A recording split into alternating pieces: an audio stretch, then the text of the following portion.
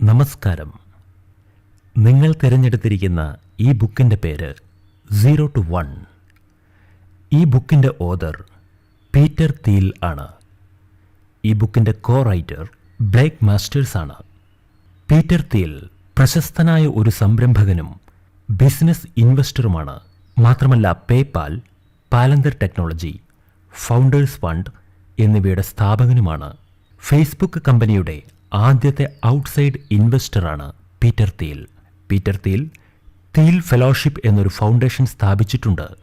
പുതിയ ക്രിയേറ്റീവായ വിഷയങ്ങൾ കണ്ടെത്തണമെന്ന ആർജവമുള്ളവർക്ക്, അത്തരത്തിൽ ആഗ്രഹിക്കുന്നവർക്ക് ഈ ഫൗണ്ടേഷനിൽ ചേർന്ന് ആ സ്വപ്നങ്ങളെ സാക്ഷാത്കരിക്കാം. എന്നാൽ ഈ ഫൗണ്ടേഷനിൽ ചേരണമെങ്കിൽ 2 മാനദണ്ഡങ്ങളുണ്ട്. ഒന്ന്, നിങ്ങൾ 22 വയസ്സിൽ താഴെയുള്ള വ്യക്തിയായിരിക്കണം. മറ്റൊന്ന്, നിങ്ങൾക്ക് യുണീക്കായ, സ്ട്രോങ് ആയ ഒരു ഗോൾ ഉണ്ടായിരിക്കണം. ഇനി ഈ ബുക്കിൻ്റെ കോ റൈറ്റർ ആയ ബ്ലേക്ക് മാസ്റ്റേഴ്സിനെ പരിചയപ്പെടാം.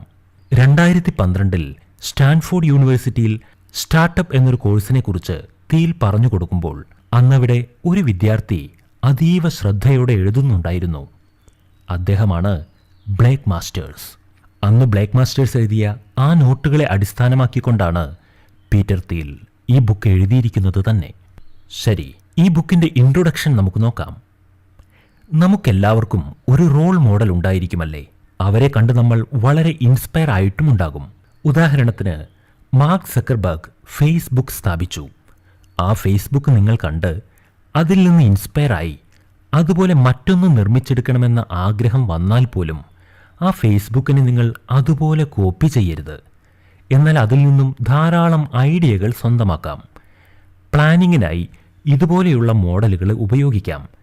എന്നാൽ ഒരിക്കലും ഒരു മോഡലിനെ അതേപടി കോപ്പി ചെയ്യരുത്. നമ്മുടെ മനസ്സിലെ ആശയത്തോട് ഈ മോഡലിലെ ഇൻസ്പിറേഷനിൽ നിന്ന് ലഭിച്ച ഐഡിയാസ് ആഡ് ചെയ്ത് വീണ്ടും പുതിയ ആശയങ്ങൾക്ക് രൂപം കൊടുത്ത് തികച്ചും പുതിയ ഒരു കോൺസെപ്റ്റ് വേണം നിങ്ങൾ നിർമ്മിച്ചെടുക്കുവാൻ. ഇങ്ങനെ ചെയ്യുന്ന ഈ പ്രക്രിയയുടെ പേരാണ് 0 to N. എന്നാൽ ഒരു പുതിയ കാര്യം ആരംഭിക്കണമെന്ന് ചിന്തിച്ചാൽ നിങ്ങൾ 0യിൽ നിന്നാണ് ആരംഭിക്കേണ്ടി വരിക. അപ്പോൾ മാത്രമേ നിങ്ങളുടെ ആ ആശയം പൂർണ്ണമായും പുതുമയുള്ളതായിരിക്കൂ. ഇങ്ങനെ ഒരു പുതിയ സംരംഭത്തെ 0ത്തിൽ നിന്ന് ആരംഭിച്ച് പടിപടിയായി ഉയർത്തിക്കൊണ്ടുവരുന്ന ആ പ്രക്രിയയുടെ പേരാണ് 0 to 1. പുതിയതായി പലതും ചെയ്യണമെന്ന് ആഗ്രഹമുണ്ട്. എന്നാൽ ആ ആഗ്രഹങ്ങളെ സാക്ഷാത്കരിക്കുന്നത് എങ്ങനെയെന്ന് 0 to 1 എന്ന ബുക്കിൽ കാണാം. എന്നാൽ ഈ ബുക്കിൽ വിജയത്തിനായുള്ള ഒരു പ്രത്യേക ഫോർമുലയും ഇല്ല. എന്തുകൊണ്ടെന്നാൽ സക്സസിന് ഫോർമുലകൾ ഒന്നും തന്നെ ഇല്ല. അങ്ങനെയെങ്കിൽ വിജയം നേടാനുള്ള ശരിയായ വഴി എന്താണെന്നൊരു ചോദ്യം മനസ്സിൽ വരുന്നില്ലേ? അതാണ് ഇന്നോവേഷൻ. ഇന്നോവേഷൻ മാത്രമാണ് പൂർണ്ണമായും പുതുമയുള്ള കാര്യങ്ങളെ സൃഷ്ടിക്കുവാൻ ഉതകുന്ന ശക്തി. അല്പം ധൈര്യവും ഇന്നോവേറ്റീവായ ഐഡിയകളും ആത്മവിശ്വാസവും ഉണ്ടായാൽ മതി. നിങ്ങൾക്ക് സുനിശ്ചിതമായും വിജയം കൈവരിക്കുവാൻ സാധിക്കും. ശരി, നമുക്ക് ഈ ബുക്കിൽ എന്താണുള്ളതെന്ന് പീറ്റർ തീലിൻ്റെ വാക്കുകളിലൂടെ തന്നെ കേൾക്കാം. അധ്യായം 1, the challenge of the future. ഭാവി കാലത്തേക്കുള്ള വെല്ലുവിളികൾ. എപ്പോഴും എൻ്റെ മുന്നിൽ ജോലി തേടി വരുന്നവരോട് ഞാനൊരു ചോദ്യം ചോദിക്കാറുണ്ട്. ചോദ്യം എന്താണെന്നോ? നിങ്ങളെ സംബന്ധിച്ചിടത്തോളം നിങ്ങൾക്ക് താങ്ങുവാൻ കഴിയാത്ത ഒരു സത്യം എന്താണ് എന്നതാണ്. ഈ ചോദ്യം ചോദിക്കുന്നത് വളരെ എളുപ്പമാണ്. എന്നാൽ ഇതിന് ഉത്തരം നൽകുക എന്നത് വളരെ ശ്രമകരമായ ജോലിയാണ്. നമ്മുടെ സ്കൂളുകളിലെല്ലാം പുസ്തകത്തിൽ എന്താണോ ഉള്ളത് അത് അതുപോലെ നമുക്ക് പറഞ്ഞു തരികയാണ് ചെയ്യുക. അതിനാൽ ഇൻ്റലക്ച്വലായ രീതിയിൽ അറിവ് ഉപയോഗിച്ച് ഈ ചോദ്യത്തിന് ഉത്തരം നൽകുന്നത് കഷ്ടമാണ്. ആർക്കും തന്നെ ഒട്ടും പരിചയമില്ലാത്ത ഈ ചോദ്യത്തിനുള്ള ഉത്തരം സൈക്കോളജി ഉപയോഗിച്ച് പോലും നൽകുവാൻ കഴിയില്ല. നമ്മുടെ അറിവുകളെയെല്ലാം സ്വരുക്കൂട്ടി വെച്ച് ഈ ചോദ്യത്തിന് ഉത്തരം നൽകുക എന്നതും കഷ്ടം തന്നെയാണ്. എന്നാൽ നമുക്ക് ഒരു കാര്യം ചെയ്യുവാൻ കഴിയും. ധൈര്യത്തോടെ ഉത്തരം പറയുവാൻ കഴിയും. നിങ്ങളുടെ മനസ്സിൽ എന്താണോ സത്യമാണെന്ന് തോന്നുന്നത് അത് വളരെ ധൈര്യത്തോടു കൂടി പറയുക. എന്തെന്നാൽ ഈ ചോദ്യത്തിൻ്റെ ഉത്തരത്തിൽ നിന്ന് പ്രതീക്ഷിക്കുന്നത് നിങ്ങളുടെ ആത്മവിശ്വാസവും ധൈര്യവുമാണ്. ഈ ചോദ്യത്തിനുള്ള ഉത്തരം എന്താണെന്ന് ഞാൻ പിന്നീട് പറഞ്ഞു തരാം. എന്നാൽ ഈ ചോദ്യത്തിനും നമ്മുടെ ഭാവിയിലെ വെല്ലുവിളികൾക്കും തമ്മിൽ എന്താണ് ബന്ധമുള്ളത്? എല്ലാവരും എൻ്റെ ഭാവി വളരെ പ്രധാനപ്പെട്ടതാണെന്ന് കരുതുന്നു. എന്തുകൊണ്ടെന്നാൽ ഭാവികാലം എന്നത് എപ്പോഴും അനിശ്ചിതത്വത്തിൽ നിലനിൽക്കുന്ന ഒന്നാണ്. വർത്തമാനകാലത്തിൽ ജീവിച്ചുകൊണ്ട് നമുക്കൊരിക്കലും ഭാവി കാലത്തെ പ്രവചിക്കുവാൻ കഴിയില്ല. ഭാവി കാലം എങ്ങനെയായിരിക്കും, എങ്ങനെ മാറി മറിയുമെന്ന് നമുക്ക് ആർക്കും പ്രവചിക്കുവാൻ കഴിയില്ല. ഇപ്പോഴുള്ള ഇന്നത്തെ ഈ സമൂഹത്തിൽ മാറ്റങ്ങൾ ഉണ്ടായാൽ മാത്രമേ ഒരു 100 വർഷങ്ങൾക്ക് ശേഷം ലോകത്തിൽ മാറ്റങ്ങൾ കാണപ്പെടുകയുള്ളൂ. അതായത് ആരെക്കൊണ്ടും ഭാവി കാലത്തെ പ്രവചിക്കുവാൻ കഴിയില്ല. എന്നാൽ ഒരു കാര്യം നിങ്ങൾ ഓർമ്മയിൽ വെച്ചോളൂ, നിങ്ങളുടെ ഭാവി തീർച്ചയായും വളരെ വ്യത്യസ്തം തന്നെയായിരിക്കും. എന്നാൽ നിങ്ങളുടെ വ്യത്യസ്തമായ ആ ഭാവി കെട്ടിപ്പടുക്കണമെങ്കിൽ ഇപ്പോൾ മുതൽ തന്നെ ഇവിടെ മാറ്റങ്ങൾ ആരംഭിക്കണം. ഇനി ആരെങ്കിലും നിങ്ങളോട് ഈ ചോദ്യം ചോദിക്കുകയാണെങ്കിൽ നിങ്ങളുടെ ഈ ഭാവിയെ മനസ്സിൽ വെച്ചുകൊണ്ട് ഭാവിയെക്കുറിച്ചുള്ള ഉത്തരങ്ങൾ പറയുക. രണ്ടാമത്തത് ഫ്യൂച്ചർ ഓഫ് പ്രോഗ്രസ്. നമ്മൾ എപ്പോഴും നമ്മുടെ ഭാവിയെക്കുറിച്ച് ചിന്തിക്കുമ്പോൾ നമ്മുടെ ഭാവിയിൽ സംഭവിക്കുവാനിരിക്കുന്ന വികാസ പരിണാമങ്ങളെക്കുറിച്ചും ചിന്തിക്കാറുണ്ട്. അതായത് നമ്മുടെ ഭാവി എപ്പോഴും ഇപ്പോഴത്തേതിനേക്കാൾ സുന്ദരമായിരിക്കണം എന്നാണ് നമ്മൾ ആഗ്രഹിക്കുന്നത്. എന്നാൽ നമ്മുടെ ഭാവിയിലെ വളർച്ച 2 രീതിയിലാണ് നടക്കുക. ഒന്ന് ഹൊറിസോണ്ടൽ പ്രോഗ്രസ്, മറ്റൊന്ന് വെർട്ടിക്കൽ പ്രോഗ്രസ്. ഹൊറിസോണ്ടൽ പ്രോഗ്രസിനെ എക്സ്റ്റൻസീവ് പ്രോഗ്രസ് എന്നും പറയും. ഏതെങ്കിലും ഒരു കാര്യത്തെ കോപ്പി ചെയ്തുകൊണ്ട് ചെയ്യുന്നതാണ് ഹൊറിസോണ്ടൽ പ്രോഗ്രസ്. അതിനെയാണ് നമ്മൾ 1 to n എന്ന് പറയുന്നത്. വെർട്ടിക്കൽ പ്രോഗ്രസിനെ ഇൻറ്റൻസീവ് പ്രോഗ്രസ് എന്നും പറയും. വെർട്ടിക്കൽ പ്രോഗ്രസ് എന്നാൽ ക്രിയേറ്റീവായ ഒരു ഐഡിയയെക്കുറിച്ച് ചിന്തിച്ച് അതിനെ എക്സിക്യൂട്ട് ചെയ്യുന്ന രീതിയാണ്. അതാണ് 0 to 1. ഉദാഹരണത്തിന്, നിങ്ങളൊരു ടൈപ്പ്റൈറ്റർ മെഷീൻ മനസ്സിൽ കണ്ടുകൊണ്ട് അതുപോലെയുള്ള 100 ടൈപ്പ്റൈറ്റർ മെഷീനുകൾ ഉണ്ടാക്കിയാൽ അതൊരു ഹൊറിസോണ്ടൽ പ്രോഗ്രസ് മാത്രമാണ്. എന്നാൽ നിങ്ങൾ ഒരു ടൈപ്പ്റൈറ്റർ മുന്നിൽ കണ്ടുകൊണ്ട് പുതിയൊരാശയം നിർമ്മിച്ച് ഒരു വേർഡ് പ്രോസസ്സർ നിർമ്മിക്കുകയാണെങ്കിൽ അതാണ് വെർട്ടിക്കൽ പ്രോഗ്രസ്. ഹൊറിസോണ്ടൽ പ്രോഗ്രസിനെ ഒറ്റ വാക്കിൽ നിർവചിക്കുകയാണെങ്കിൽ ഗ്ലോബലൈസേഷൻ എന്ന് വേണം പറയാൻ. ഗ്ലോബലൈസേഷൻ എന്നാൽ എന്താണ്? ഒരു വസ്തു ലോകം മുഴുവൻ വ്യാപിച്ച് ലോകത്തിലുള്ള എല്ലാവരും ഉപയോഗിക്കുന്ന വിധം ആ വസ്തുവിന് വ്യാപനം കിട്ടിയാൽ അതാണ് ഗ്ലോബലൈസേഷൻ. ഗ്ലോബലൈസേഷന് ഏറ്റവും നല്ല ഉദാഹരണം ചൈനയാണ്. 20 വർഷങ്ങൾക്ക് മുൻപ് വിശ്വത്തിലെ ഏറ്റവും വലിയ ശക്തിയായിരുന്ന US-നെ മറികടക്കണമെന്നതായിരുന്നു ചൈനയുടെ ലക്ഷ്യം. അതിനാൽ ലോകത്തിൽ ആരെല്ലാം എന്തെല്ലാം പ്രോഡക്റ്റുകൾ ഉണ്ടാക്കുന്നോ അതിനെയെല്ലാം ചൈന കോപ്പി ചെയ്യുവാൻ തുടങ്ങി. ഇലക്ട്രിക്കൽ, ഇലക്ട്രോണിക് എല്ലാ മേഖലയിലുള്ള സകലതിനെയും ചൈന കോപ്പി ചെയ്യുവാൻ തുടങ്ങി. അവർ അതിൽ ചില മാറ്റങ്ങളെല്ലാം വരുത്തിയിട്ടാണ് നിർമ്മിക്കുന്നതെങ്കിലും അവർ പൂർണ്ണമായും കോപ്പി ചെയ്യുകയാണ് ചെയ്തത്. അടുത്തതായി വെർട്ടിക്കൽ പ്രോഗ്രസ് എന്താണ് എന്നത് ഒറ്റ വാക്കിൽ പറഞ്ഞു തരണമെങ്കിൽ ടെക്നോളജി എന്നാണ് അതിനെ പറയുക. ക്രിയേറ്റീവായ, തികച്ചും നൂതനമായ പുതിയ എന്തെങ്കിലും കണ്ടെത്തുന്നതാണ് ടെക്നോളജി. ഗ്ലോബലൈസേഷനും ടെക്നോളജിയും 2 വ്യത്യസ്ത കാര്യങ്ങളാണെങ്കിലും ഇവ രണ്ടും ചില സമയങ്ങളിൽ ഒരുമിച്ചും പ്രവർത്തിക്കും, ചിലപ്പോൾ ഒരുമിച്ച് പ്രവർത്തിക്കാതെയും ഇരിക്കും. 1815 മുതൽ 1940 വരെയും ഗ്ലോബലൈസേഷനും ടെക്നോളജിയും ഒരുപാട് പരിണാമങ്ങൾക്ക് വിധേയമായി. എന്നാൽ 1970 വർഷം മുതൽ ടെക്നോളജി കുറയുവാൻ ആരംഭിച്ചു. ഗ്ലോബലൈസേഷൻ വളരെയധികം വളരുവാനും തുടങ്ങി. നന്നായി വളർന്ന ഒരു രാജ്യത്തെ നോക്കി മറ്റു രാജ്യങ്ങൾ കോപ്പി ചെയ്യുവാൻ തുടങ്ങി. ആ രാജ്യത്തെ നോക്കി മറ്റൊരു രാജ്യം കോപ്പി ചെയ്യുവാൻ തുടങ്ങി. ഇങ്ങനെ താഴേക്കിടയിലുള്ള രാജ്യങ്ങൾ പോലും മറ്റു രാജ്യങ്ങളെ നോക്കി കോപ്പി ചെയ്തുകൊണ്ട് വളരുവാൻ തുടങ്ങി. ഇങ്ങനെയാണ് ഗ്ലോബലൈസേഷൻ ലോകം മുഴുവൻ എത്തിച്ചേർന്നത്. ശരി, ഇനി ഞാൻ ആദ്യം ചോദിച്ച ആ ചോദ്യത്തിന് എൻ്റെ ഉത്തരം എന്താണെന്ന് പറയട്ടെ. ലോകത്തിൻ്റെ ഭാവി കാലം ഗ്ലോബലൈസേഷനെ അടിസ്ഥാനപ്പെടുത്തിക്കൊണ്ടായിരിക്കും എന്നായിരിക്കും എല്ലാവരുടെയും ഉത്തരം. എന്നാൽ എൻ്റെ ഉത്തരം എന്തെന്നാൽ ലോകത്തിൻ്റെ ഭാവി ടെക്നോളജിയെ അടിസ്ഥാനപ്പെടുത്തിയായിരിക്കും ഉണ്ടാവുക. ടെക്നോളജിയില്ലാതെ യാതൊന്നും തന്നെ സാധ്യമല്ല. 2 കല്ലുകൾ കൂട്ടിയുരസി തീയുണ്ടാക്കാമെന്ന് കണ്ടുപിടിച്ചു. പിന്നീട് അതേ ടെക്നോളജി തന്നെയാണ് വളർന്ന് വികസിച്ച് ഇലക്ട്രിസിറ്റി വരെ എത്തിയത്. അതിനുശേഷം പ്രകാശത്തെ പ്രവർത്തിപ്പിക്കുവാനും തുടങ്ങി. കാലങ്ങൾക്ക് ശേഷം ഇന്ന് നോക്കൂ, വൈദ്യുതി ഉപയോഗിച്ച് പ്രവർത്തിക്കുന്ന AC, വാഷിംഗ് മെഷീൻ, എന്തെല്ലാം വസ്തുക്കളാണ് നമ്മൾ കണ്ടുപിടിച്ചത്. വെറും തീ മാത്രം മതിയെന്ന് അക്കാലത്ത് അവർ ചിന്തിച്ചിരുന്നെങ്കിൽ ഇന്നത്തെ നമ്മുടെ ഭാവി എന്തായിരിക്കും? പ്രകാശമാനമായിരിക്കുകയേയില്ല. എന്നാൽ ടെക്നോളജി കൊണ്ട് മോശമായ കാര്യങ്ങളും സംഭവിച്ചിട്ടുണ്ട്. നല്ലൊരു കാര്യത്തിനു വേണ്ടി കണ്ടുപിടിച്ച ടെക്നോളജിയാണ് സ്മാർട്ട് ഫോൺ. എന്നാൽ ഇന്ന് അതേ സ്മാർട്ട് ഫോൺ നമ്മുടെ ജീവിതത്തെ തന്നെ നിയന്ത്രിച്ചു തുടങ്ങിയിരിക്കുന്നു. നമ്മളെക്കൊണ്ട് ജോലികളൊന്നും ചെയ്യാൻ അനുവദിക്കാതെ നമ്മെ അലസന്മാരാക്കി ഒരിടത്ത് ഇരുത്തുവാൻ ആ ഫോണിന് കഴിഞ്ഞു. ഈ അവസ്ഥ മാറേണ്ടത് തന്നെയാണ്. അതിനുവേണ്ടി നമ്മൾ ടെക്നോളജിയെ വേണ്ടതുപോലെ ഉപയോഗിക്കണം. ഒരു കാലത്ത് ടെക്നോളജി വളർന്നുകൊണ്ടേയിരിക്കണമെന്ന് എല്ലാവരും ആഗ്രഹിച്ചിരുന്നു. ഫ്ലൈയിങ് കാറിൽ യാത്ര ചെയ്യണമെന്നും നിലാവിലൂടെ സഞ്ചരിക്കാമെന്നുമെല്ലാം സ്വപ്നം കണ്ടിരുന്നു. എന്നാൽ അതൊന്നും ഇന്നും നടന്നിട്ടില്ല. കമ്പ്യൂട്ടർ ടെക്നോളജി മാത്രമാണ് കൂടുതൽ വേഗത്തിൽ വളർന്നുകൊണ്ടിരിക്കുന്നത്. ഫ്യൂച്ചർ ടെക്നോളജികൾ ഒരിക്കലും സ്വയം വികസിച്ചു വരികയില്ല. നമ്മൾ തന്നെ നമ്മുടെ അറിവും ക്രിയേറ്റിവിറ്റിയും ഉപയോഗിച്ചുകൊണ്ട് വേണം ഭാവി ടെക്നോളജികളെ നിർമ്മിച്ചെടുക്കുവാൻ. അടുത്തതാണ് സ്റ്റാർട്ടപ്പ് തിങ്കിങ്.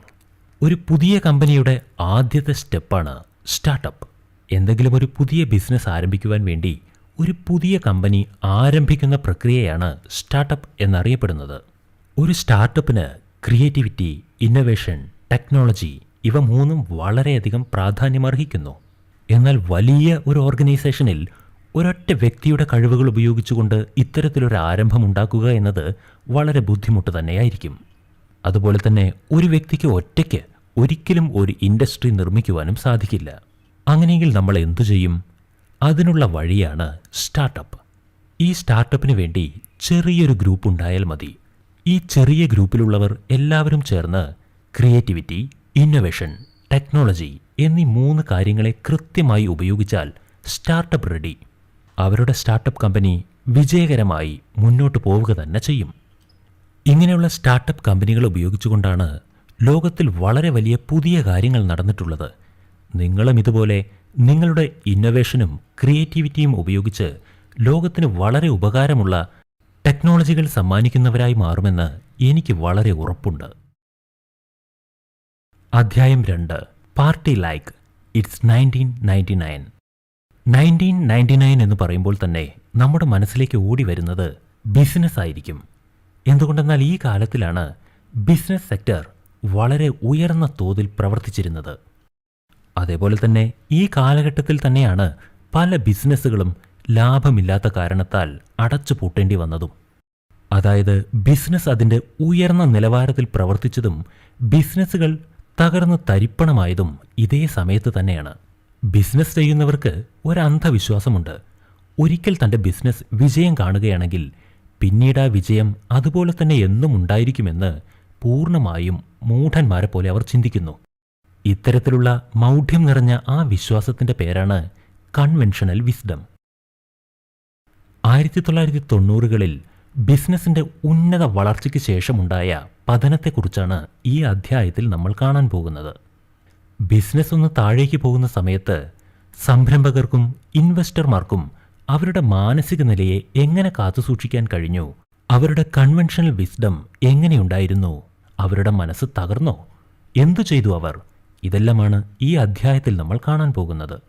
ഇപ്പോൾ നമുക്ക് 90s ലോകവ്യാപകമായി നടന്ന ബിസിനസ് ക്രാഷുകളെപ്പറ്റി നോക്കാം. 1990കളിൽ അമേരിക്കയിൽ നടന്ന സാമ്പത്തിക സ്ഥാനചലനങ്ങൾ ലോകവ്യാപകമായ പ്രതിഫലനങ്ങൾ ഉണ്ടാക്കി. 1997ൽ തായ്ലാൻഡിൽ വളരെ വലിയ സാമ്പത്തിക തകർച്ച തന്നെ സംഭവിച്ചു.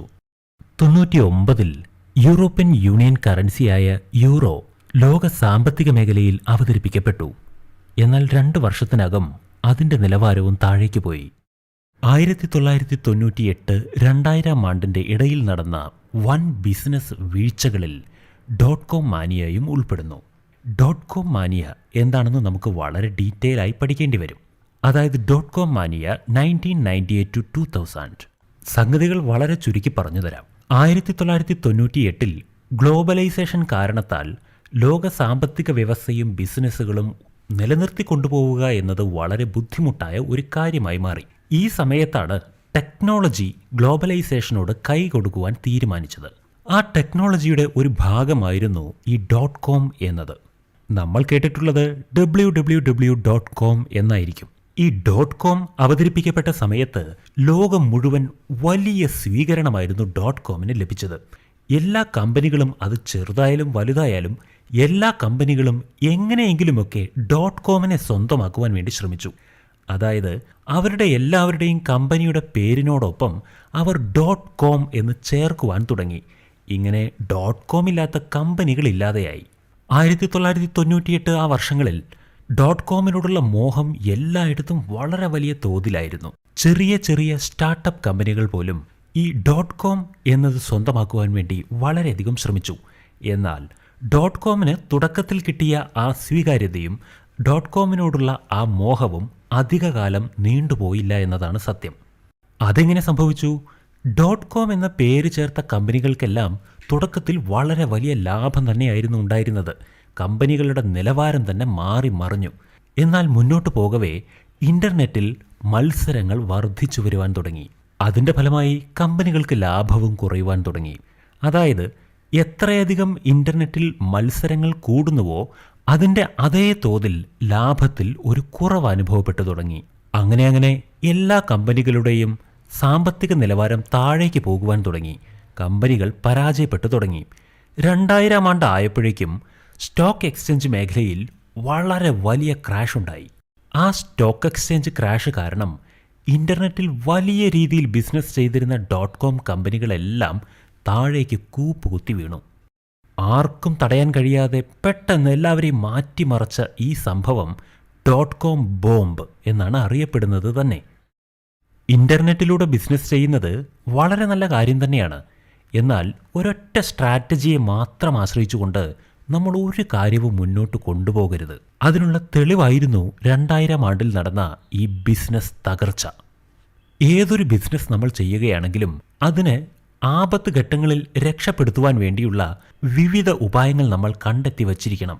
വളരെ ലാഭം കൊയ്യുന്ന ഒരു രീതിയിൽ കമ്പനി പോയിക്കൊണ്ടിരിക്കുകയാണെങ്കിലും അഥവാ കമ്പനിക്ക് ഏതെങ്കിലും തരത്തിലുള്ള നഷ്ടത്തിലേക്ക് പോകേണ്ട ഗതി വരികയാണെങ്കിൽ ഉടനെ കമ്പനിയെ താങ്ങി നിർത്തുവാൻ വേണ്ടിയുള്ള ബദൽ സംവിധാനങ്ങൾ നമ്മുടെ കയ്യിൽ ഉണ്ടായിരിക്കണമെന്നർത്ഥം. അടുത്ത ടോപ്പിക്കാണ് പേപാൽ മാനിയ. 1999 പേപാൽ ബിസിനസ് ചെയ്തുകൊണ്ടിരിക്കുമ്പോൾ എൻ്റെ മനസ്സിൽ ചെറിയൊരു ഭയമുണ്ടായിരുന്നു. എന്തുകൊണ്ടെന്നാൽ ആ സമയത്ത് എല്ലാവരും ഒരു ബിസിനസ്സിൽ നിന്ന് മറ്റൊരു ബിസിനസ്സിലേക്ക് ചാഞ്ചാട്ടം നടത്തിക്കൊണ്ടിരിക്കുന്ന ഒരു കാലഘട്ടമായിരുന്നു. എന്തുകൊണ്ടെന്നാൽ വളരെയധികം അനിശ്ചിതത്വങ്ങൾ നിറഞ്ഞ ഒരു ഘട്ടത്തിലൂടെ ബിസിനസ് മേഖല മുന്നോട്ട് പോയിക്കൊണ്ടിരിക്കുന്ന ഒരു സമയമായിരുന്നു.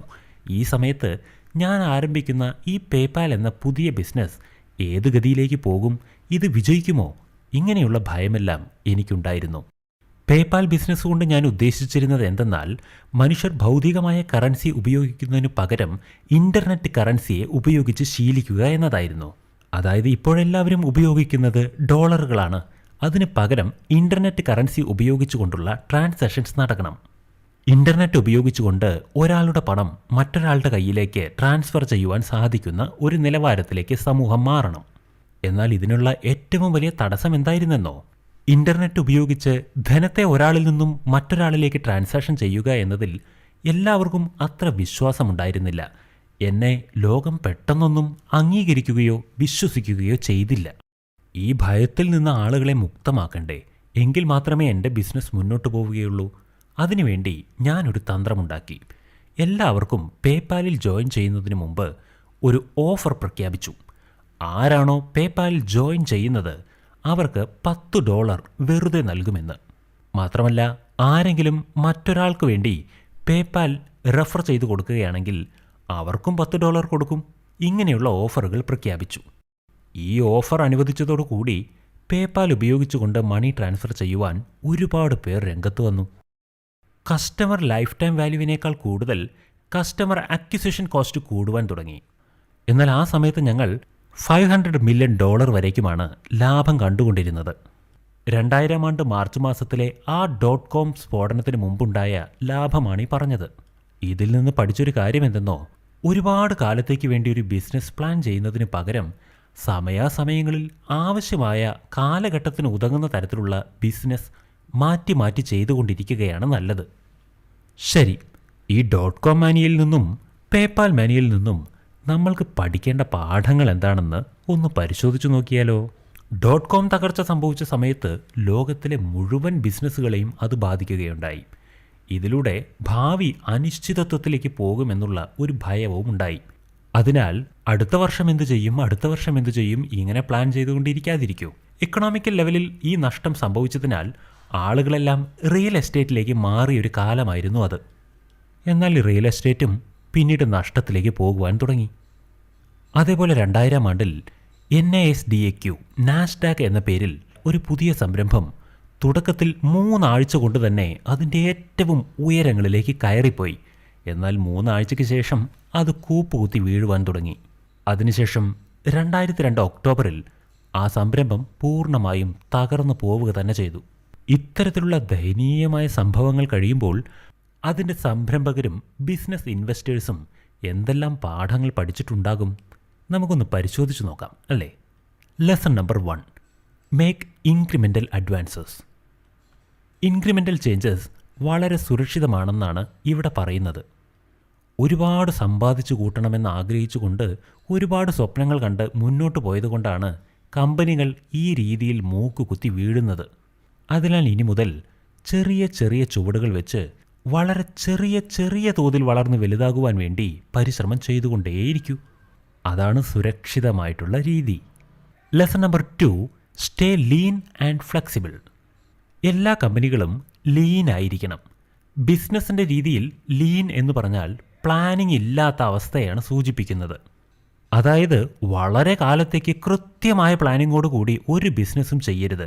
എന്തുകൊണ്ടെന്നാൽ ഭാവി എന്നത് അനിശ്ചിതത്വങ്ങൾ നിറഞ്ഞതാണ്. നമ്മൾ പ്ലാൻ ചെയ്തതുപോലെയൊന്നും ആയിരിക്കില്ല ഭാവി വരാനിരിക്കുന്നത്. അതുകൊണ്ട് പ്ലാൻ ചെയ്യരുത് എന്നും അർത്ഥമില്ല. എന്നാൽ നമ്മുടെ പ്ലാൻ പ്രകാരം തന്നെ ഭാവി സംഭവിക്കുമെന്ന് കരുതരുത്.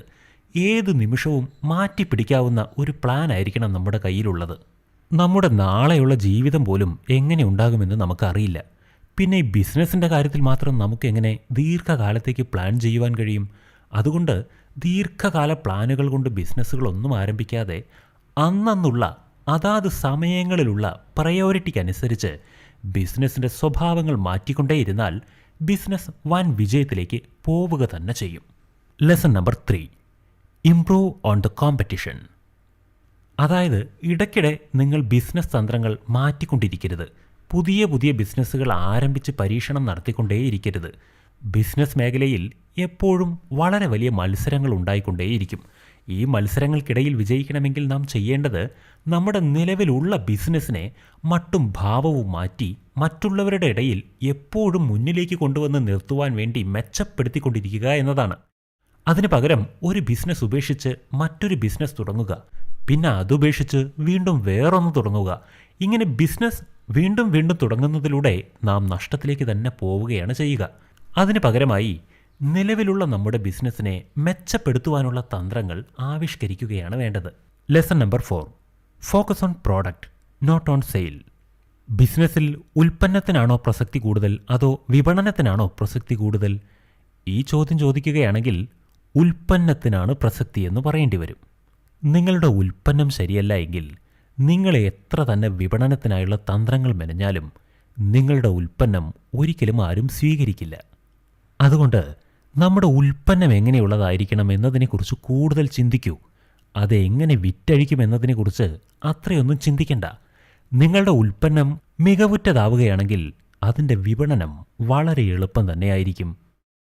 ഇപ്പോഴീ പറഞ്ഞതെല്ലാം ചില ബിസിനസ് തകർച്ചകളിൽ നിന്ന് നിക്ഷേപകരും സംരംഭകരും പഠിച്ച പാഠങ്ങളാണ്. ഇനി ഈ തകർച്ചകളിൽ നിന്നെല്ലാം ഞാൻ പഠിച്ച പാഠം എന്താണെന്ന് പറഞ്ഞു തരട്ടെ. ഒന്നാമത്തെ കാര്യം, ധൈര്യത്തോടെ മുന്നിട്ടിറങ്ങി ബിസിനസ് ചെയ്യൂ. രണ്ടാമത്തെ പോയിന്റ്, യാതൊരു പ്ലാനുമില്ലാതെ എന്തെങ്കിലും ആരംഭിക്കുന്നതിനേക്കാൾ അല്പം മെച്ചം ചെറിയ എന്തെങ്കിലും പ്ലാനോടുകൂടി ആരംഭിക്കുന്നതാണ്. നമ്പർ 3, മത്സരങ്ങൾ കൂടി വരുന്തോറും നമ്മുടെ ലാഭം കുറഞ്ഞു കുറഞ്ഞു വരും. മത്സരവേദിയിൽ നമ്മൾ പിന്നിലായി പോകുവാനും സാധ്യതയുണ്ട്. നമ്പർ 4, വിപണനം എത്ര തകൃതിയായി നടക്കുന്നു എന്നതിനേക്കാൾ മുഖ്യമാണ് പ്രോഡക്റ്റ് എത്ര മെച്ചപ്പെടുത്തിക്കൊണ്ടിരിക്കുന്നു എന്നത്. മനസ്സിലായില്ലേ? ഈ ബിസിനസ് തകർച്ച മൂലം ഒരുപാട് പേർക്ക് നഷ്ടമുണ്ടായി എങ്കിലും ഒരുപാട് പേർക്ക് പുതിയ അനവധി പാഠങ്ങൾ പഠിക്കുവാൻ കഴിഞ്ഞു. ബിസിനസ് എന്നാൽ നഷ്ടവുമുണ്ടാകും ലാഭവും ഉണ്ടാകും. ഒരു നഷ്ടം സംഭവിച്ചാൽ അയ്യോ എനിക്ക് നഷ്ടം സംഭവിച്ചേ എന്നും പറഞ്ഞൊരു മൂലയിൽ ഒതുങ്ങിക്കൂടാതെ ആ നഷ്ടത്തെ അതിജീവിച്ച് കൂടുതൽ ശക്തമായി മുന്നോട്ട് വരുന്നതെങ്ങനെയെന്ന് ചിന്തിക്കൂ. നിങ്ങൾക്ക് ഒരിക്കലെങ്കിലും അബദ്ധം പറ്റിയാൽ മാത്രമേ കൂടുതൽ മെച്ചപ്പെട്ട രീതികളെക്കുറിച്ച് നിങ്ങൾ ചിന്തിക്കുകയുള്ളൂ. ഒരിക്കലെങ്കിലും വീഴാതെ നടക്കാൻ പഠിച്ച ഏതെങ്കിലും ഒരു ശിശു ഉണ്ടോ ഈ ലോകത്തിൽ? ഒരിക്കലെങ്കിലും അക്ഷരത്തെറ്റ് പറ്റാതെ എഴുതാൻ പഠിച്ച ആരെങ്കിലും ഉണ്ടോ? അതുകൊണ്ട് ബിസിനസ്സിലെ തകർച്ചകളെ ഒരിക്കലും നമ്മൾ നെഗറ്റീവായി എടുക്കേണ്ടതില്ല. നമുക്ക് പുതിയ പാഠങ്ങൾ സമ്മാനിക്കുന്ന കേവലം ചില ബ്രേക്ക് ഡൗൺസ് മാത്രമാണത്. 90s നടന്ന ഇത്തരത്തിലുള്ള ബിസിനസ് ദുരന്തങ്ങൾക്ക് ശേഷമാണ് പല പുതിയ സംരംഭങ്ങളും ഉണ്ടായിട്ട് തന്നെയുള്ളത്. പേപാൽ, ഗൂഗിൾ ബിസിനസ് തുടങ്ങിയ ഒരുപാട് സംരംഭങ്ങൾ അതിൽ നിന്നും പ്രചോദനം ഉൾക്കൊണ്ടുകൊണ്ട് ആർജവമാർജിച്ച് തിരിച്ചു വന്നവയാണ്. അന്ന് ആ തകർച്ചയെ അതിജീവിക്കുവാൻ വേണ്ടി ചിന്തിച്ചവർ കാരണത്താലാണ് ഇന്നു നമുക്ക് ഇൻ്റർനെറ്റ് ഇത്രയധികം നല്ല രീതിയിൽ ഉപയോഗിക്കാൻ കഴിയുന്നത് തന്നെ. ഇനി നമ്മളും ആ പാരമ്പര്യം ഏറ്റുവാങ്ങിക്കൊണ്ട് പോസിറ്റീവായി ചിന്തിച്ച് തകർച്ചകളിൽ നിന്നും ഉയർത്തെഴുന്നേൽക്കുന്നതിന് വേണ്ടി, നല്ലൊരു ഭാവി കെട്ടിപ്പടുക്കുന്നതിന് വേണ്ടി ചിന്തിച്ചു തുടങ്ങാം. Chapter number 3. All happy companies are different. വിജയകരമായി നടക്കുന്ന കമ്പനികളെല്ലാം വ്യത്യസ്തമായവയാണ്. ഈ ചാപ്റ്ററിൽ നമ്മൾ മോണോപ്പൊളി, കോമ്പറ്റീഷൻ എന്നിങ്ങനെയുള്ള 2 കാര്യങ്ങളെക്കുറിച്ചാണ് മനസ്സിലാക്കാൻ പോകുന്നത്. ഒരു കമ്പനി എന്ന് പറഞ്ഞാൽ തന്നെ ലാഭമായിരിക്കണം ഉണ്ടാകേണ്ടത്. ലാഭമാണ് കമ്പനിയുടെ അഴക്. ശരി, ഈ കാര്യം മനസ്സിലാകുന്ന തരത്തിൽ പറഞ്ഞു തരാം. നമ്മൾ ഇതിനെ 2 ഭാഗമായി പിരിച്ചു പഠിക്കാം. ഒന്ന് മോണോപ്പൊളി, മറ്റൊന്ന് കോമ്പറ്റീഷൻ. സ്വന്തം ഇഷ്ടപ്രകാരം സ്വന്തമായൊരു രീതിയിൽ ബിസിനസ് ചെയ്യുന്നവരെ മോണോപ്പൊളി കാറ്റഗറിയിലാണ് ഉൾപ്പെടുത്തുക. അതായത് ഇത്തരത്തിൽ ബിസിനസ് ചെയ്യുന്നവർക്ക് ഇവർ തന്നെയാണ് രാജാവ്. ഇവരോട് മത്സരിക്കുവാനോ ഇവരോട് കിടപിടിച്ചു നോക്കുവാനോ ആരും തന്നെ അധികം ഉണ്ടാവുകയുമില്ല. അത്തരത്തിൽ ഒരു ഏകാധിപത്യം ഇവരുടെ ബിസിനസ്സിലുണ്ടായിരിക്കും. മാത്രമല്ല ഇവരുടെ ഉൽപ്പന്നങ്ങൾക്ക് എന്ത് വിലയാണ് ഈടാക്കേണ്ടതെന്ന് പോലും ഇവർ തന്നെ സ്വയം തീരുമാനിക്കുന്നതാണ്. ഇനി നമുക്ക് കോമ്പറ്റീഷൻ എന്ന വിഭാഗത്തെക്കുറിച്ച് ചിന്തിക്കാം. ഈ കോമ്പറ്റീഷൻ എന്ന വിഭാഗത്തിൽ ബിസിനസ് ചെയ്യുന്നവർക്ക് വളരെ വലിയ മത്സരങ്ങളെ നേരിടേണ്ടി വരും. മുൻപ് തന്നെ സൂചിപ്പിച്ചിരുന്നല്ലോ, മത്സരങ്ങൾ കൂടുന്തോറും ലാഭത്തെ അത് ബാധിക്കുമെന്ന്. അതാണ് ഈ മത്സരങ്ങളുടെ സ്വഭാവം. മത്സരങ്ങൾ ബിസിനസ് വേദിയിൽ എപ്പോഴും നമ്മെ ഉപദ്രവിച്ചുകൊണ്ടേയിരിക്കും. മത്സരങ്ങൾ നിറയെ ഉള്ളത് കാരണത്താൽ എപ്പോഴും ലാഭമുണ്ടായിരിക്കും എന്ന് ഈ ബിസിനസ്സിൽ നമുക്ക് പ്രതീക്ഷിക്കാൻ കഴിയില്ല. മാത്രമല്ല മത്സരത്താൽ നിറഞ്ഞു നിൽക്കുന്ന ഒരു മാർക്കറ്റിൽ തൻ്റെ പ്രോഡക്റ്റിന് സ്വയം ഒരു വില നിർണ്ണയിക്കുവാനും സാധിക്കില്ല. അതായത് ഇത്തരം ബിസിനസ്സിൽ മാർക്കറ്റിൽ എന്ത് വിലയാണോ ഒരു പ്രോഡക്റ്റിന് കൽപ്പിച്ചിരിക്കുന്നത് ആ വിലയിൽ തന്നെ തൻ്റെ പ്രോഡക്റ്റ് വിൽക്കേണ്ടതായിട്ട് വരും. ഒന്നുകൂടെ മനസ്സിലാകുന്ന തരത്തിൽ പറഞ്ഞു തരാം. ഒരു സ്കെയിൽ മനസ്സിൽ സങ്കല്പിക്കൂ. അതിൻ്റെ ഒരറ്റം മോണോപ്പൊളിയാണെന്ന് മനസ്സിലാക്കുക. മോണോപ്പൊളി എന്ന് വെച്ചാൽ വ്യത്യസ്തമായ ഒരാശയവുമായി മുന്നോട്ട് വരികയും ആ ആശയത്തിൽ നിന്ന് പ്രോഡക്റ്റുകളോ സേവനങ്ങളോ നിർമ്മിച്ചെടുക്കുകയും അത് ലോകമെമ്പാടും എത്തിക്കുകയും ചെയ്യും. അവർക്ക് കിടപിടിച്ച് നിൽക്കുവാൻ അവരോടൊപ്പം ആരും തന്നെ ഉണ്ടാവില്ല. ലോകരാജ്യങ്ങളെല്ലാം ആ കമ്പനിയെ അനുസരിക്കുന്നവരെ പോലെ ആയിരിക്കും. എന്നാൽ ആ സ്കെയിലിൻ്റെ മറ്റേ അറ്റം കോമ്പറ്റേറ്റീവ് ആയിരിക്കും. ഒരു കമ്പനി മോണോപ്പൊളിയായി മാറുന്നതിന് പല കാരണങ്ങളുണ്ടാകാം. പലതരത്തിലുള്ള സ്വാധീനങ്ങൾ ഉപയോഗിച്ചുകൊണ്ടും അവനവൻ്റെ കഴിവ് ഉപയോഗിച്ചുകൊണ്ടും പലതരം കണ്ടെത്തലുകൾ നടത്തിക്കൊണ്ടുമെല്ലാം ഒരു കമ്പനിക്ക് ലോകത്തെ മുഴുവൻ അടക്കി ഭരിക്കുന്ന രീതിയിലെത്താൻ കഴിയും. ഇതിനുള്ള ഏറ്റവും നല്ലൊരു ഉദാഹരണമാണ് ഗൂഗിൾ. എന്നാൽ ആ സ്കെയിലിൻ്റെ മറ്റേ അറ്റത്ത് കോമ്പറ്റീഷൻ കമ്പനികൾ നടന്നുകൊണ്ടേയിരിക്കും. ഇവിടെ മത്സരങ്ങൾ ധാരാളം ഉണ്ടായിരിക്കും. അതായത് ഒരു കമ്പനി വിൽക്കുന്നൊരു പ്രോഡക്റ്റ്, ആ പ്രോഡക്റ്റിന് സമമായിട്ടുള്ള മറ്റൊരു പ്രോഡക്റ്റ് വേറൊരു കമ്പനി വിൽക്കുവാൻ തുടങ്ങും. പ്രോഡക്റ്റ് ഒന്ന് തന്നെയായിരിക്കും, എന്നാൽ ബ്രാൻഡും പാക്കറ്റും മാറിയിട്ടുണ്ടാവും. ഇതാണ് മത്സരത്തിൻ്റെ തന്ത്രം. ഉദാഹരണത്തിന് മാംഗോ ജ്യൂസ് പ്രോഡക്റ്റിനെ കുറിച്ച് പറഞ്ഞു തരാം. മാസ, സ്ലൈസ് എന്നിങ്ങനെ 2 തരം മാംഗോ ജ്യൂസ് പ്രോഡക്റ്റ് മാർക്കറ്റിൽ ലഭ്യമാണല്ലോ. ഇത് രണ്ടും മാംഗോ ജ്യൂസാണ്. ഇതിലെ പ്രോഡക്റ്റ് എന്ന് പറയുന്നത് മാംഗോ ജ്യൂസ് ആണ്. എന്നാൽ അവർ 2 ബ്രാൻഡുകളായിട്ടാണ് ഇത് വിൽക്കുന്നതെന്ന് മാത്രം. എന്നാൽ ഇതിലെ പ്രധാനപ്പെട്ട കാര്യം എന്തെന്നാൽ ഇതിലിവർക്ക് സ്വന്തം ഇഷ്ടപ്രകാരം ഒരു വില നിർണ്ണയം ചെയ്യുവാൻ കഴിയില്ല. മാർക്കറ്റ് എത്ര വിലയാണോ അതിന് നിശ്ചയിക്കുന്നത് അത് മാത്രമേ അവർക്ക് പ്രോഡക്റ്റ് റേറ്റായി ഫിക്സ് ചെയ്യാൻ കഴിയൂ. ഇങ്ങനെ ഒരു സാഹചര്യത്തിൽ ഇവരെങ്ങനെ കൂടുതൽ ലാഭമുണ്ടാക്കും? എന്തുകൊണ്ടാണ് ഇവർക്ക് കൂടുതൽ ലാഭം കൊയ്യുന്നൊരു കമ്പനിയായി വളരാൻ കഴിയാത്തത്? അതിന് കാരണം പ്രോഫിറ്റ് മാർജിനാണ്. അതായത് ലാഭത്തിൻ്റെ അളവുകോൽ. ഇത് നിയമങ്ങൾക്കനുസരിച്ചും മനുഷ്യ സമൂഹത്തിനനുസരിച്ചും മാറ്റങ്ങൾ വന്നുകൊണ്ടേയിരിക്കുന്ന ഒരു കാര്യമാണ്. എയർലൈൻസ് ഒരു വളരെ വലിയ സംരംഭമാണ്. എന്നാൽ അതിൻ്റെ ലാഭത്തിൻ്റെ തോത് വളരെ താഴ്ന്ന നിലവാരത്തിലുള്ളതാണ്. എന്നാൽ ഗൂഗിൾ അതിനേക്കാൾ ചെറിയ ഒരു സംരംഭമാണ്. എന്നാൽ അതിൻ്റെ ലാഭത്തിൻ്റെ തോത് ഉയർന്ന നിലവാരത്തിലുള്ളതാണ്. ഇതിൻ്റെ കാരണം എന്തെന്നോ? കോമ്പറ്റീഷൻ. എയർലൈൻസിനോട് കിടപിടിക്കുവാൻ വേണ്ടി ധാരാളം കമ്പനികൾ കോമ്പറ്റീഷനായി ഒപ്പം തന്നെയുണ്ട്. അതുകൊണ്ടാണ് അവിടെ പ്രോഫിറ്റ് മാർജിൻ താഴ്ന്നിരിക്കുന്നത്. എന്നാൽ ഗൂഗിളിനെ സംബന്ധിച്ചിടത്തോളം അവരുടെ കോമ്പറ്റീഷൻ ചെയ്യാൻ ആരും തന്നെ ഇല്ല.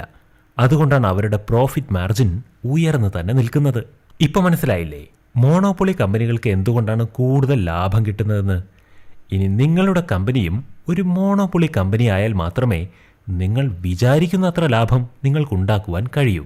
എന്നാൽ നിങ്ങളുടെ കമ്പനി മോണോപ്പൊളി ആകണമെങ്കിൽ, എല്ലാവരിൽ നിന്നും വ്യത്യസ്തമായ നല്ല ലാഭം ഉയർന്ന കമ്പനിയാകണമെങ്കിൽ നിങ്ങൾ അതിനുവേണ്ടി കൂടുതൽ നൂതനമായ എന്തെങ്കിലും കണ്ടെത്തൽ നടത്തി ആ കണ്ടെത്തലിനെ പ്രായോഗികമാക്കുന്ന കമ്പനിയായിരിക്കണം നിങ്ങൾ ആരംഭിക്കേണ്ടത്. മറ്റൊരു കാര്യം ശ്രദ്ധിക്കണം. സമൂഹം പഠിപ്പിച്ചു വെച്ച ചില നുണകളുണ്ട്. മത്സരങ്ങൾ ഉള്ള സ്ഥലത്ത് മാത്രമേ നല്ല പ്രോഡക്റ്റുകൾ ഉണ്ടാകൂ, നല്ല രീതിയിൽ കച്ചവടങ്ങൾ നടക്കൂ എന്ന് ലോകത്തിലെല്ലാവരും പറഞ്ഞും കേട്ടും ഒരു നുണയായി എല്ലാവരും അംഗീകരിച്ചു കഴിഞ്ഞൊരു കാര്യമുണ്ട്. എന്നാൽ എന്നെ സംബന്ധിച്ചിടത്തോളം ലോകത്തിലെ ഏറ്റവും വലിയ നുണയാണിത്. മത്സരങ്ങൾ നിറഞ്ഞു നിൽക്കുന്ന ഒരു കച്ചവട ലോകത്തിൽ ഒരിക്കലും ആളുകൾക്ക് സ്റ്റേബിളായൊരവസ്ഥയിലേക്ക് എത്തിച്ചേരുവാനേ കഴിയില്ല. ഇനി മോണോപ്പൊളിയിൽ എന്തെല്ലാം നുണകളാണ് സംഭവിച്ചിട്ടുള്ളതെന്ന് നോക്കാം. മോണോപ്പൊളി കമ്പനി ആ കമ്പനിയെ രക്ഷിക്കുന്നതിന് വേണ്ടി എപ്പോഴും നുണ പറയാൻ സാധ്യതയുണ്ട്. ഒരു മോണോപ്പൊളി കമ്പനി ഒരിക്കലും തങ്ങളൊരു മോണോപ്പൊളി കമ്പനിയാണെന്ന് സമ്മതിച്ചു തരികയുമില്ല. മോണോപ്പൊളി കമ്പനി എങ്ങനെയാണെന്ന് വെച്ചാൽ അവർ അവരുടെ ഇഷ്ടത്തിന് ഒരു വില നിർണ്ണയം ചെയ്തിട്ടുണ്ടാകും. ആ വില ന്യായമാണോ അന്യായമാണോ എന്നതിനെക്കുറിച്ച് ഒന്നും ചിന്തിക്കുകയില്ല. അവർ പറയുന്ന വില കൊടുത്ത് വേണം അവരുടെ പ്രോഡക്റ്റ് എല്ലാവരും വാങ്ങുവാൻ എന്ന് അവർക്ക് പൂർണ്ണമായ ഒരു അഭിപ്രായമുണ്ടായിരിക്കും. മറ്റൊരു കാര്യം, മോണോപ്പൊളി കമ്പനീസ് എപ്പോഴും ഉപഭോക്താക്കൾക്ക് കൂടുതൽ ഓപ്ഷൻസ് കൊടുത്തുകൊണ്ടിരിക്കും. അവർ പുതിയ പുതിയ കാര്യങ്ങൾ പുറത്തിറക്കിക്കൊണ്ടേയിരിക്കും. ഇത് ഗവൺമെൻറ്റിന് പോലും നന്നായി അറിയുന്ന കാര്യവുമാണ്. അതുകൊണ്ടാണ് ഗവൺമെൻറ് പാറ്റന്റ് സിസ്റ്റം എന്നൊരു സിസ്റ്റം തന്നെ ഉണ്ടാക്കി വെച്ചിരിക്കുന്നത്. ഇത് കാരണം ഒരു മോണോപ്പൊളി കമ്പനിക്ക് കുറച്ചു കാലത്തേക്ക് ഒരു മോണോപ്പൊളി കമ്പനിയായി തന്നെ തുടരുവാൻ സാധിക്കും. അത്രയും കാലം കൊണ്ട് അവർക്ക് പരമാവധി ലാഭത്തെ കണ്ടെത്തുവാനും സാധിക്കും. ചുരുക്കി പറയുകയാണെങ്കിൽ ഒരു മോണോപ്പൊളി കമ്പനിക്ക് ഗവൺമെന്റുമായി കൂട്ടിച്ചേർന്നുണ്ടാകുന്ന ഇത്തരത്തിലുള്ള നൂലാമാലകളോടൊന്നും താല്പര്യമില്ല. അതുകൊണ്ട് തന്നെ അവരൊരു മോണോപ്പൊളി കമ്പനിയാണെന്ന് അംഗീകരിക്കാതിരിക്കുവാനാണ് കൂടുതൽ ശ്രമിക്കുക. അതുപോലെ കോമ്പറ്റീഷനിൽ നിൽക്കുന്ന കമ്പനികളും പല നുണകളും പറയാറുണ്ട്. അവർ പറയുന്ന പൊതുവായിട്ടുള്ളൊരു നുണയാണ്, എന്തെല്ലാം മത്സരങ്ങളുണ്ടെങ്കിലും ഞങ്ങൾ നമ്പർ 1 ആണ്, ഞങ്ങൾ തികച്ചും വ്യത്യസ്തമാണ് എന്ന് ഓരോ കമ്പനിയും അവകാശപ്പെടും. എന്നാൽ ഒരു കാര്യം മാത്രമാണ് എനിക്ക് ഈ കാര്യത്തിൽ വീണ്ടും വീണ്ടും അടിവരയിട്ട് പറയുവാനുള്ളത്. എത്രയധികം മത്സരങ്ങളുണ്ടോ അത്രയധികം അവിടെ ലാഭം കുറവായിരിക്കും. മത്സരങ്ങൾ കൂടുന്തോറും ലാഭം കുറഞ്ഞുകൊണ്ടേയിരിക്കും. ആവശ്യത്തിന് ലാഭമുണ്ടാക്കാൻ കഴിഞ്ഞില്ലെങ്കിൽ ബിസിനസ് മുന്നോട്ട് കൊണ്ടുപോകാൻ കഴിയില്ല. ബിസിനസ് മുന്നോട്ട് കൊണ്ടുപോകാൻ ബുദ്ധിമുട്ടായി കഴിഞ്ഞാൽ ജീവിതം തന്നെ വെറുത്തു പോകും. ഇതിനെത്രയോ ഉദാഹരണങ്ങൾ ലോകത്തിലുണ്ട്. ബിസിനസ് തകർന്നത് കാരണത്താൽ ജീവിതം തന്നെ തകർന്നു പോയ എത്ര പേരുണ്ടെന്നോ. മാത്രമല്ല, ബിസിനസിന്റെ തകർച്ച കാരണം ജീവൻ ഒടുക്കിയവരും കുറവൊന്നുമല്ല. അടുത്തതാണ് മോണോപ്പൊളി ക്യാപിറ്റലിസം. ഇപ്പോൾ മോണോപ്പൊളി കൊണ്ട് എന്തെല്ലാമാണ് ഗുണങ്ങളുള്ളത് എന്ന് പറയാം. മോണോപ്പൊളി ബിസിനസ് ചെയ്യുകയാണെങ്കിൽ നിങ്ങൾക്ക് ധാരാളം ലാഭമുണ്ടാക്കാൻ കഴിയും. വളരെ ദീർഘകാലത്തേക്ക് നിങ്ങൾക്ക് പ്ലാനുകൾ ചെയ്യുവാൻ കഴിയും. ബിസിനസ് എത്തിക്സിൽ പൂർണ്ണമായും മനസ്സ് കൊടുത്ത് അതിനെ പിന്തുടരുവാനും നിങ്ങൾക്ക് കഴിയും. മാത്രമല്ല, നിങ്ങൾക്ക് സമൂഹത്തിനു വേണ്ടി എപ്പോഴും പുതുമയേറിയ വിഭവങ്ങൾ പ്രദാനം ചെയ്യുവാനും കഴിയും. അങ്ങനെയെങ്കിൽ നിങ്ങൾക്ക് ലാഭമുണ്ടാക്കണമെങ്കിൽ, പുതുമകൾ കണ്ടെത്തണമെങ്കിൽ, ദീർഘകാലത്തേക്ക് സേഫ് ആയിരിക്കണമെങ്കിൽ മോണോപ്പൊളി ബിസിനസ്സിൽ തന്നെയാണ് ശ്രദ്ധ ചെലുത്തേണ്ടത്. ഓരോ ബിസിനസ്സുകളുടെയും ഓരോ സംരംഭങ്ങളുടെയും സ്വഭാവം ഓരോ രീതിയിലാണ്. അവയെല്ലാം നേരിടുന്ന വെല്ലുവിളികളും തികച്ചും വ്യത്യസ്തം തന്നെയായിരിക്കും. എന്നാൽ നിങ്ങൾ ആരംഭിച്ച ബിസിനസ്സിൻ്റെ വെല്ലുവിളികളെ നിങ്ങൾ എത്ര ക്രിയാത്മകമായി നേരിട്ട് എത്ര വേഗം മുന്നോട്ടു പോകുന്നു എന്നതിനെ ആശ്രയിച്ചാണ് നിങ്ങളുടെ ബിസിനസ് ഒരു മോണോപ്പൊളി നിലവാരത്തിലേക്ക് ഉയരുന്നത്.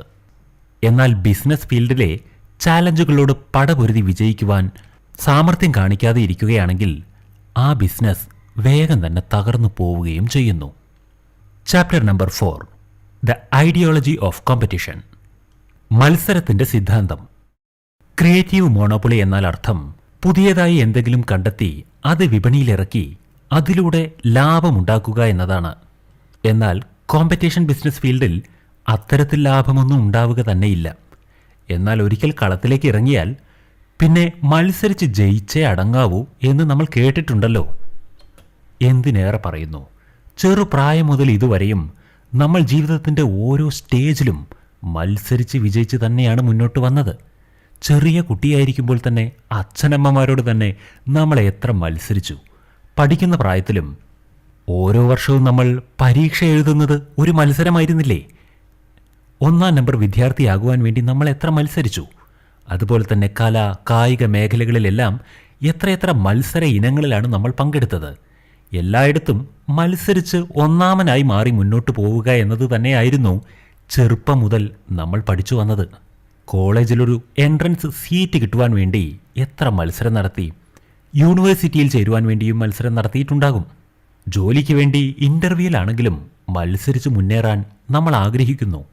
ഇനി നമുക്കൊരു ജോലി കിട്ടിയാൽ തന്നെ അവിടെ എന്നും പ്രമോഷനിലേക്ക് ഉയർന്നുകൊണ്ടിരിക്കാൻ വേണ്ടി നമ്മൾ പലതരത്തിൽ മത്സരിച്ച് നമ്മുടെ മികവ് കാണിക്കുക തന്നെ ചെയ്യുന്നില്ലേ?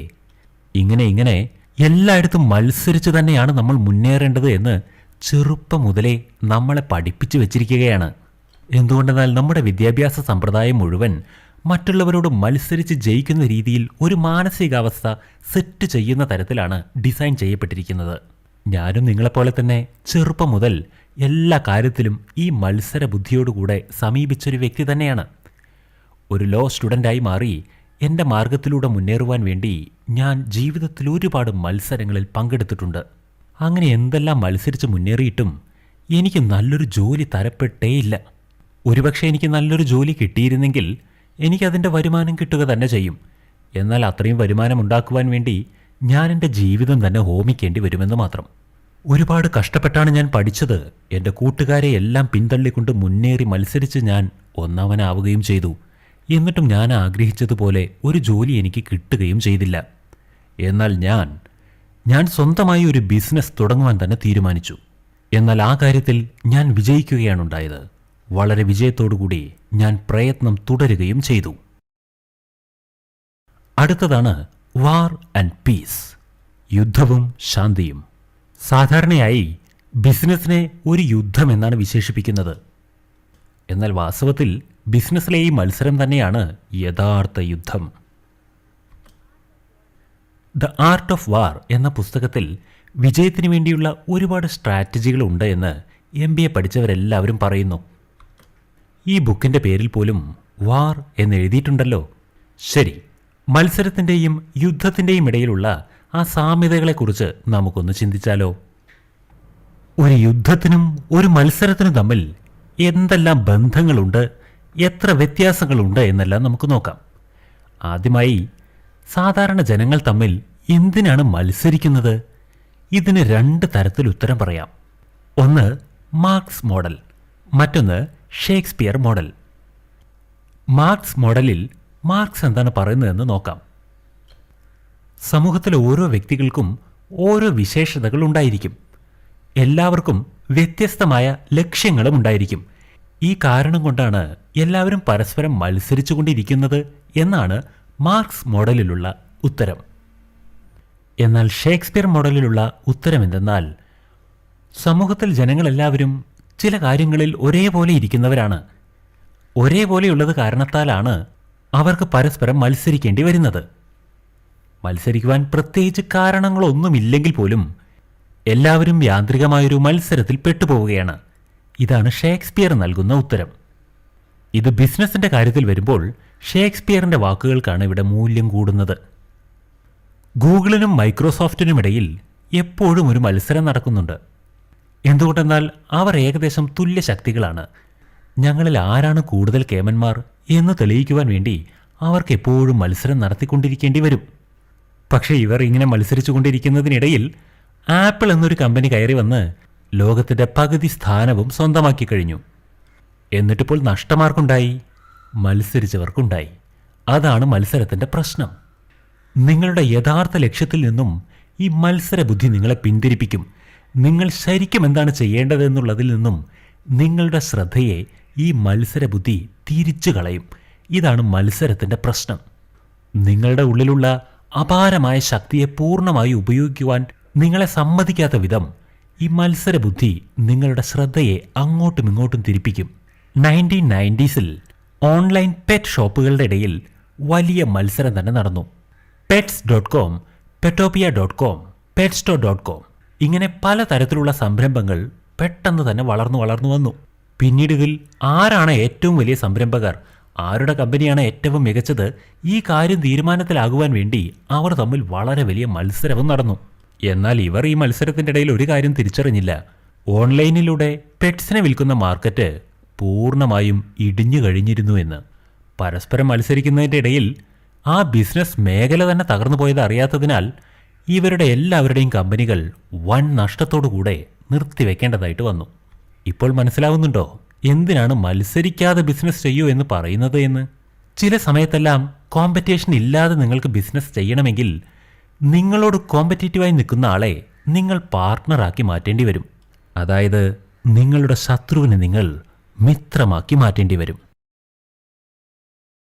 ഞാനും എലോൺ മസ്കും .com ബോംബ് പൊട്ടുന്നത് വരെയും പരസ്പരം മത്സരിച്ച് ജീവിച്ചിരുന്നവരാണ്. എന്നാൽ .com ബോംബ് പൊട്ടിയതിന് ശേഷം ഞങ്ങൾ ഒന്നായി ചേർന്ന് ഞങ്ങളുടെ പണി നന്നായി ചെയ്യുന്നു. കാര്യം ഇത്രയേ ഉള്ളൂ. എവിടെയാണോ മത്സരിക്കേണ്ടത് അവിടെ മാത്രം മത്സരിക്കുക. എവിടെയാണോ സമാധാനത്തോടുകൂടി തൻ്റെ ജോലി ചെയ്ത് മുന്നോട്ട് പോകേണ്ടത് അവിടെ സമാധാനം കാത്തു സൂക്ഷിക്കുക. ബിസിനസ്സിൽ നിങ്ങൾ സക്സസ്ഫുള്ളായിരിക്കണമെങ്കിൽ ഈ പറഞ്ഞ വാക്കുകളെ എപ്പോഴും ഓർമ്മയിൽ സൂക്ഷിച്ചുകൊള്ളുക. Chapter number 5, last mover advantage. ഒരു കമ്പനിയിലെ ധനത്തിൻ്റെ ഒഴുക്ക് തീരുമാനിച്ചുകൊണ്ടാണ് ആ കമ്പനി നല്ലൊരു കമ്പനിയാണോ അല്ലയോ എന്നെല്ലാം തീരുമാനിക്കുന്നത്. ഒരു കമ്പനിയുടെ വരവ് ചെലവിനെയാണ് ക്യാഷ് ഫ്ലോ എന്ന് പറയുന്നത്. ഭാവിയിൽ ഒരു കമ്പനിയുടെ ടേൺ ഓവർ മൊത്തത്തിൽ എത്രയുണ്ടായിരിക്കും എന്നതിനെ ഊഹിച്ചു നോക്കിക്കൊണ്ടാണ് ഒരു കമ്പനിയുടെ വാല്യൂ നിർണ്ണയിക്കപ്പെടുന്നത്. പൊതുവെ ബിസിനസ് മേഖലയുടെ പൊതുവായിട്ടുള്ള ചില നിയമങ്ങളാണ് ഈ പറഞ്ഞത്. എന്നാൽ സ്റ്റാർട്ടപ്പ് കമ്പനികൾക്ക് ഇത് ബാധകമല്ല. എന്തുകൊണ്ടെന്നാൽ ഒരു ബിസിനസ് തുടങ്ങിയ വർഷത്തിൽ തന്നെ അത്രയും ലാഭമൊന്നും ഉണ്ടാകണമെന്നില്ല. പതുക്കെയായിരിക്കും അതിൻ്റെ വളർച്ച സംഭവിക്കുക. ആ കമ്പനിക്കൊരു വാല്യൂ ഉണ്ടായി വരുവാൻ 10 മുതൽ 15 വർഷം വരേക്കും എടുത്തേക്കാം. എന്നാൽ സ്റ്റാർട്ടപ്പ് കമ്പനികൾ മോണോപ്പൊളി കമ്പനികളായി മാറുവാനുള്ള സാഹചര്യങ്ങൾ വളരെ കൂടുതലായിരിക്കും. ഈയൊരു കാരണം കൊണ്ട് സ്റ്റാർട്ടപ്പ് കമ്പനികളിൽ മണി ഫ്ലോ കുറവാണെങ്കിൽ പോലും അതിന് വാല്യൂ വളരെ കൂടുതലായിട്ട് തന്നെ കൽപ്പിക്കപ്പെടുന്നുണ്ട്. ഒരു കമ്പനി വിജയിച്ച് മുന്നേറണമെങ്കിൽ എല്ലാ തരത്തിലുള്ള അപ്പ് ആൻഡ് ഡൗൺസിനെയും തരണം ചെയ്ത് മുന്നോട്ട് പോയിക്കൊണ്ടേയിരിക്കണം. വർഷങ്ങൾ മുന്നോട്ട് പോയിക്കൊണ്ടേയിരിക്കുമ്പോഴാണ് ഒരു കമ്പനിയുടെ വളർച്ചയുടെ ഗതി അതീവമായ തോതിലേക്ക് വളരുക. ചിലപ്പോൾ ആ കമ്പനി ഒരു മോണോപ്പൊളി കമ്പനിയായി മാറണമെങ്കിലും വർഷങ്ങൾ വേണ്ടി വന്നേക്കും. ഒരു കമ്പനി മോണോപ്പൊളി കമ്പനിയായി പരിണമിക്കുമെങ്കിൽ ആ കമ്പനിക്ക് ചില ലക്ഷണങ്ങൾ കാണപ്പെടുന്നതാണ്. ലക്ഷണങ്ങൾ വെച്ച് തന്നെ നമുക്ക് പ്രവചിക്കുവാൻ കഴിയും. Number 1, proprietary technology. Number 2, network effects. Number 3, economics of scales. Number 4, branding. ശരി, ഇതെല്ലാം എന്താണെന്ന് ഓരോന്നായി വിശദീകരിച്ചു പറഞ്ഞു തരാം. ഒന്നാമത്തേത് പ്രൊപ്രൈറ്ററി ടെക്നോളജി. അതായത് നിങ്ങളുടെ കമ്പനിക്ക് വ്യത്യസ്തമായ ഒരു പ്രൊപ്രൈറ്ററി ടെക്നോളജിയെ ഉണ്ടാക്കിയെടുക്കൂ. അതായത് നിങ്ങളുടെ കമ്പനിക്ക് വേണ്ടി തികച്ചും പുതിയ ഒരു ടെക്നോളജിയെ തന്നെ രൂപം കൊടുക്കൂ. ഉദാഹരണത്തിന് ഗൂഗിൾ നോക്കൂ. ഗൂഗിൾ സെർച്ച് എന്ന പേരിൽ അവർക്ക് വേണ്ടി പുതിയൊരു ടെക്നോളജി തന്നെ ഉണ്ടാക്കി വെച്ചിട്ടുണ്ട്. ഇനി ഏതെങ്കിലും ഒരു കമ്പനി ഇന്റർനെറ്റിൽ പുതിയ സെർച്ച് എഞ്ചിനുകൾ നിർമ്മിച്ചു വെച്ചാൽ പോലും നമ്മുടെ എല്ലാവരുടെയും മനസ്സിൽ പതിഞ്ഞു കഴിഞ്ഞ കാര്യമാണ് ഗൂഗിളിൽ സെർച്ച് ചെയ്യുക എന്നത്. എന്തുകൊണ്ടെന്നാൽ ഗൂഗിൾ അത്രയും വലിയൊരു ഇൻഫ്ലുവൻസ് ആണ് സമൂഹത്തിൽ ഉണ്ടാക്കിയെടുത്തത്. ഇതാണ് പ്രൊപ്രൈറ്ററി ടെക്നോളജി. ഇതെങ്ങനെയാണ് നിങ്ങൾക്ക് ചെയ്യുവാൻ സാധിക്കുക എന്നാണോ ചിന്തിക്കുന്നത്? Very simple. നിങ്ങൾ മാർക്കറ്റിൽ ഇന്നുവരെ ഇല്ലാത്ത പുതിയ എന്തെങ്കിലും ആശയം കൊണ്ട് രംഗത്തിറങ്ങുക. ഇങ്ങനെയുള്ള പുതുമയേറിയ ടെക്നോളജി നിങ്ങളുടെ കമ്പനിക്ക് 10 മടങ്ങായിരിക്കും വളർച്ചയെ പ്രദാനം ചെയ്യുക. eBay വെച്ച് നോക്കുമ്പോൾ പേപാൽ 10 മടങ്ങ് വളർച്ച അധികമുള്ള കമ്പനിയാണ്. ഓൺലൈൻ ബുക്സിനെ വെച്ച് നോക്കുമ്പോൾ ആമസോൺ 10 മടങ്ങ് വളർച്ച അധികമുള്ള കമ്പനിയാണ്. മറ്റു ടാബുകളെ വെച്ച് നോക്കുമ്പോൾ ഐപാഡാണ് ഏറ്റവും കൂടുതൽ 10 മടങ്ങ് മുന്നിട്ട് നിൽക്കുന്നത്. എന്തുകൊണ്ടാണ് ഈ ചില കമ്പനികൾ മാത്രം 10 മടങ്ങ് മുന്നിട്ട് നിൽക്കുന്നത് എന്നൊരു സംശയം നിങ്ങൾക്കുണ്ടായേക്കാം. അതിന് ചില മാനദണ്ഡങ്ങളുണ്ട്. അതിൻ്റെ പ്രധാനപ്പെട്ടൊരു കാരണമാണ് അവരെല്ലാവരും തന്നെ അവരുടെ കമ്പനിക്ക് വേണ്ടി തികച്ചും വ്യത്യസ്തമായ നൂതനമായ ഒരു പ്രൊപ്രൈറ്ററി ടെക്നോളജി കണ്ടുപിടിച്ചിട്ടുണ്ട് എന്നത്. ഈ പ്രൊപ്രൈറ്ററി ടെക്നോളജിയെ അത്ര പെട്ടെന്നൊന്നും മറ്റു കമ്പനികൾക്ക് കോപ്പി ചെയ്യുവാൻ കഴിയില്ല. നിങ്ങളുടെ കമ്പനി വിജയിക്കണമെങ്കിൽ ഇതുപോലെയൊരു സൂപ്പറായ ടെക്നോളജി ഉണ്ടായാൽ മാത്രം മതി. നിങ്ങളുടെ കമ്പനി പെട്ടെന്ന് തന്നെ മോണോപ്പൊളിയായി മാറും. നമ്പർ 2, നെറ്റ്വർക്ക് എഫക്ട്സ് എന്താണെന്ന് നോക്കാം. നിങ്ങളുടെ കമ്പനി പ്രോഡക്ട്സിന് വേണ്ടി ഒരു പ്രത്യേക നെറ്റ്വർക്ക് നിങ്ങൾ രൂപം കൊടുക്കണം. അതായത് നിങ്ങളുടെ പ്രോഡക്റ്റ് ഇഷ്ടപ്പെടുന്ന, നിങ്ങളുടെ പ്രോഡക്റ്റ് നിരന്തരം ഉപയോഗിക്കുന്നവരാണ് നിങ്ങളുടെ നെറ്റ്വർക്ക്. സാധാരണയായി പുതിയൊരു പ്രോഡക്റ്റ് ഉണ്ടാക്കുമ്പോൾ അതിന് നെറ്റ്വർക്ക് ഒരിക്കലും സ്വയം ഉണ്ടാവുകയില്ലല്ലോ. അതിനാൽ സമൂഹത്തിന് ഉപയോഗപ്പെടുന്ന രീതിയിൽ അവർ ഇന്നുവരെ കണ്ടിട്ടില്ലാത്ത എന്തെങ്കിലും വ്യത്യസ്തമായ പ്രോഡക്റ്റ് കൊണ്ടായിരിക്കണം നിങ്ങൾ രംഗത്തിറങ്ങുന്നത്. ആദ്യത്തെ രംഗപ്രവേശനത്തിൽ തന്നെ നിങ്ങളുടെ പ്രോഡക്റ്റിനെ കസ്റ്റമേഴ്സ് ഇഷ്ടപ്പെടുകയാണെങ്കിൽ, നിങ്ങളുടെ പ്രോഡക്റ്റിൻ്റെ മികവ് അവർ മനസ്സിലാക്കുകയാണെങ്കിൽ അധികം വൈകാതെ തന്നെ നിങ്ങളുടെ നെറ്റ്വർക്ക് തയ്യാറാവുക തന്നെ ചെയ്യും. 2 കാര്യങ്ങൾ ശ്രദ്ധിച്ചോളൂ. നിങ്ങൾ നിർമ്മിച്ച് പുറത്തിറക്കുന്ന പ്രോഡക്റ്റ് വളരെ നല്ല മികച്ചതുമായിരിക്കണം.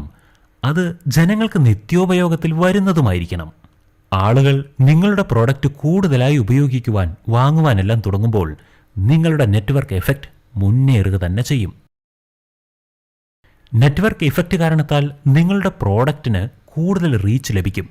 പിന്നെ നിങ്ങളുടെ പ്രോഡക്റ്റ് വീണ്ടും മികവുറ്റതാക്കും തോറും നെറ്റ്വർക്ക് ഇഫക്റ്റ് വീണ്ടും കൂടുതലായിക്കൊണ്ടേയിരിക്കും. ഒരു ഉദാഹരണം പറയാം.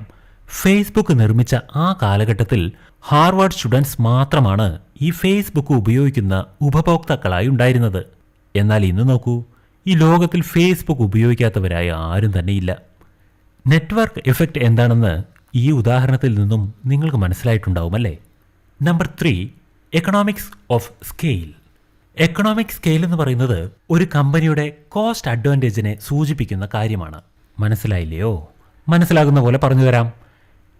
നിങ്ങളോട് മത്സരിക്കുന്ന ഒരു കമ്പനിയുടെ വിവിധ പ്രോഡക്റ്റുകളുണ്ടെന്ന് വിചാരിക്കുക. നിങ്ങൾ ആ കമ്പനി നൽകുന്ന ഒരു പ്രോഡക്റ്റിനെ വില കുറച്ച് സമൂഹത്തിന് നൽകുകയാണെങ്കിൽ അതാണ് കോസ്റ്റ് അഡ്വാൻറ്റേജ്. അതായത് പ്രോഡക്റ്റിൻ്റെ ക്വാളിറ്റിയിൽ കുറവ് വരുത്താതെ പരമാവധി ചെലവ് ചുരുക്കിക്കൊണ്ട് ആ പ്രോഡക്റ്റ് ഉണ്ടാക്കി തൊട്ടടുത്ത് മത്സരിച്ച് നിൽക്കുന്ന കമ്പനിയേക്കാൾ കുറഞ്ഞ വിലയ്ക്ക് നിങ്ങൾക്ക് പ്രോഡക്റ്റ് സമൂഹത്തിന് നൽകുവാൻ കഴിയുമെങ്കിൽ അതാണ് കോസ്റ്റ് അഡ്വാൻറ്റേജ്. ഇങ്ങനെ നിങ്ങൾ ചെയ്യുകയാണെങ്കിൽ നിങ്ങളുടെ പ്രോഡക്റ്റ് എല്ലാത്തിനെയും മറികടന്ന് മുന്നോട്ട് വരിക തന്നെ ചെയ്യും. നിങ്ങൾ കുറച്ചു കാലം ഇങ്ങനെ ചെയ്യുകയാണെങ്കിൽ നിങ്ങളുടെ പ്രോഡക്റ്റ് വളരെയധികം വിറ്റഴിയുകയും അതിലൂടെ നിങ്ങളുടെ ബിസിനസ് മുന്നോട്ട് പോവുകയും ചെയ്യും. Number 4, branding. എല്ലാ മോണോപ്പൊളി കമ്പനികൾക്കും ഒരു ബ്രാൻഡ് ഉണ്ടായിരിക്കും. ഈ ബ്രാൻഡ് ഉണ്ടായാൽ മാത്രം മതി, വിറ്റഴിഞ്ഞു പോകും. അങ്ങനെയുള്ളൊരു നിലവാരത്തിലാണ് മാർക്കറ്റ് പ്രവർത്തിക്കുന്നത്. അതായത് നിങ്ങളുടെ സ്റ്റോക്ക് കുറവാണെങ്കിലും, ക്വാളിറ്റി തന്നെ കുറവാണെങ്കിലും, വില കൂടുതലാവുകയാണെങ്കിലും ചില ബ്രാൻഡുകളിൽ ജനങ്ങൾ കുടുങ്ങിപ്പോയാൽ പിന്നെ ആ ബ്രാൻഡ് മാത്രമേ അവർ വാങ്ങുകയുള്ളൂ. ഇതാണ് മാർക്കറ്റിൻ്റെ പൊതുവെയുള്ളൊരു സ്വഭാവം. എന്നാൽ ഇതെല്ലാം കേട്ട് വെറും ഒരു ബ്രാൻഡ് നെയിം ഉപയോഗിച്ചുകൊണ്ട് എല്ലാ തരത്തിലുള്ള ലാഭവും കൊയ്തെടുക്കാമെന്ന് കരുതി ഒരു കമ്പനി തുടങ്ങരുതേ. കേവലം ഒരു ബ്രാൻഡ് നെയിം കൊണ്ട് മാത്രമൊന്നും ഒരിക്കലും ഒരു കമ്പനി വളരുവാൻ പോകുന്നില്ല. ബ്രാൻഡ് നെയിമിന് ആ പ്രശസ്തി ഉണ്ടാക്കിയെടുക്കുന്നത് വരെയും നല്ല പ്രയത്നം വേണ്ടിവരും. ആപ്പിൾ ബ്രാൻഡിനെ കുറിച്ച് നമുക്ക് എല്ലാവർക്കും അറിയാമല്ലോ. ഇന്ന് മാർക്കറ്റിലുള്ള ഒരു ടോപ്പ് ബ്രാൻഡാണ് ആപ്പിൾ. ഇവരുടെ പ്രോഡക്റ്റുകളാണെങ്കിലോ നല്ല മികച്ച പ്രോഡക്റ്റുകളുമായിരിക്കും. ഒരുപാട് കമ്പനികൾ ആപ്പിളിനെ കോപ്പി ചെയ്യുവാൻ വേണ്ടി ശ്രമിച്ചു. എന്നാൽ ആർക്കും തന്നെ ആപ്പിളിനെ കോപ്പി ചെയ്യുവാൻ സാധിച്ചില്ല. എന്തുകൊണ്ടെന്നറിയാമോ? ആപ്പിൾ അവരുടെ കമ്പനിക്ക് വേണ്ടി തികച്ചും വ്യത്യസ്തമായ ഒരു പ്രൊപ്രൈറ്ററി ടെക്നോളജി ഉണ്ടാക്കുകയും അതിനെ വളരെ സേഫായി മെയിൻറ്റെയിൻ ചെയ്യുകയും ചെയ്യുന്നുണ്ട്. ഒരു മോണോപ്പൊളി കമ്പനി വളരെ ഉയർച്ചയിലേക്ക് പോകണമെങ്കിൽ കേവലം ബ്രാൻഡിംഗ് മാത്രം പോരാ എന്ന് ഇപ്പോൾ മനസ്സിലായില്ലേ? ശരി, ഒരു മോണോപ്പൊളി കമ്പനിയെ എങ്ങനെയാണ് ഇത്തരത്തിൽ വളർത്തുക എന്നുള്ളതിനെക്കുറിച്ച് കേൾക്കാം. Number 1, small market.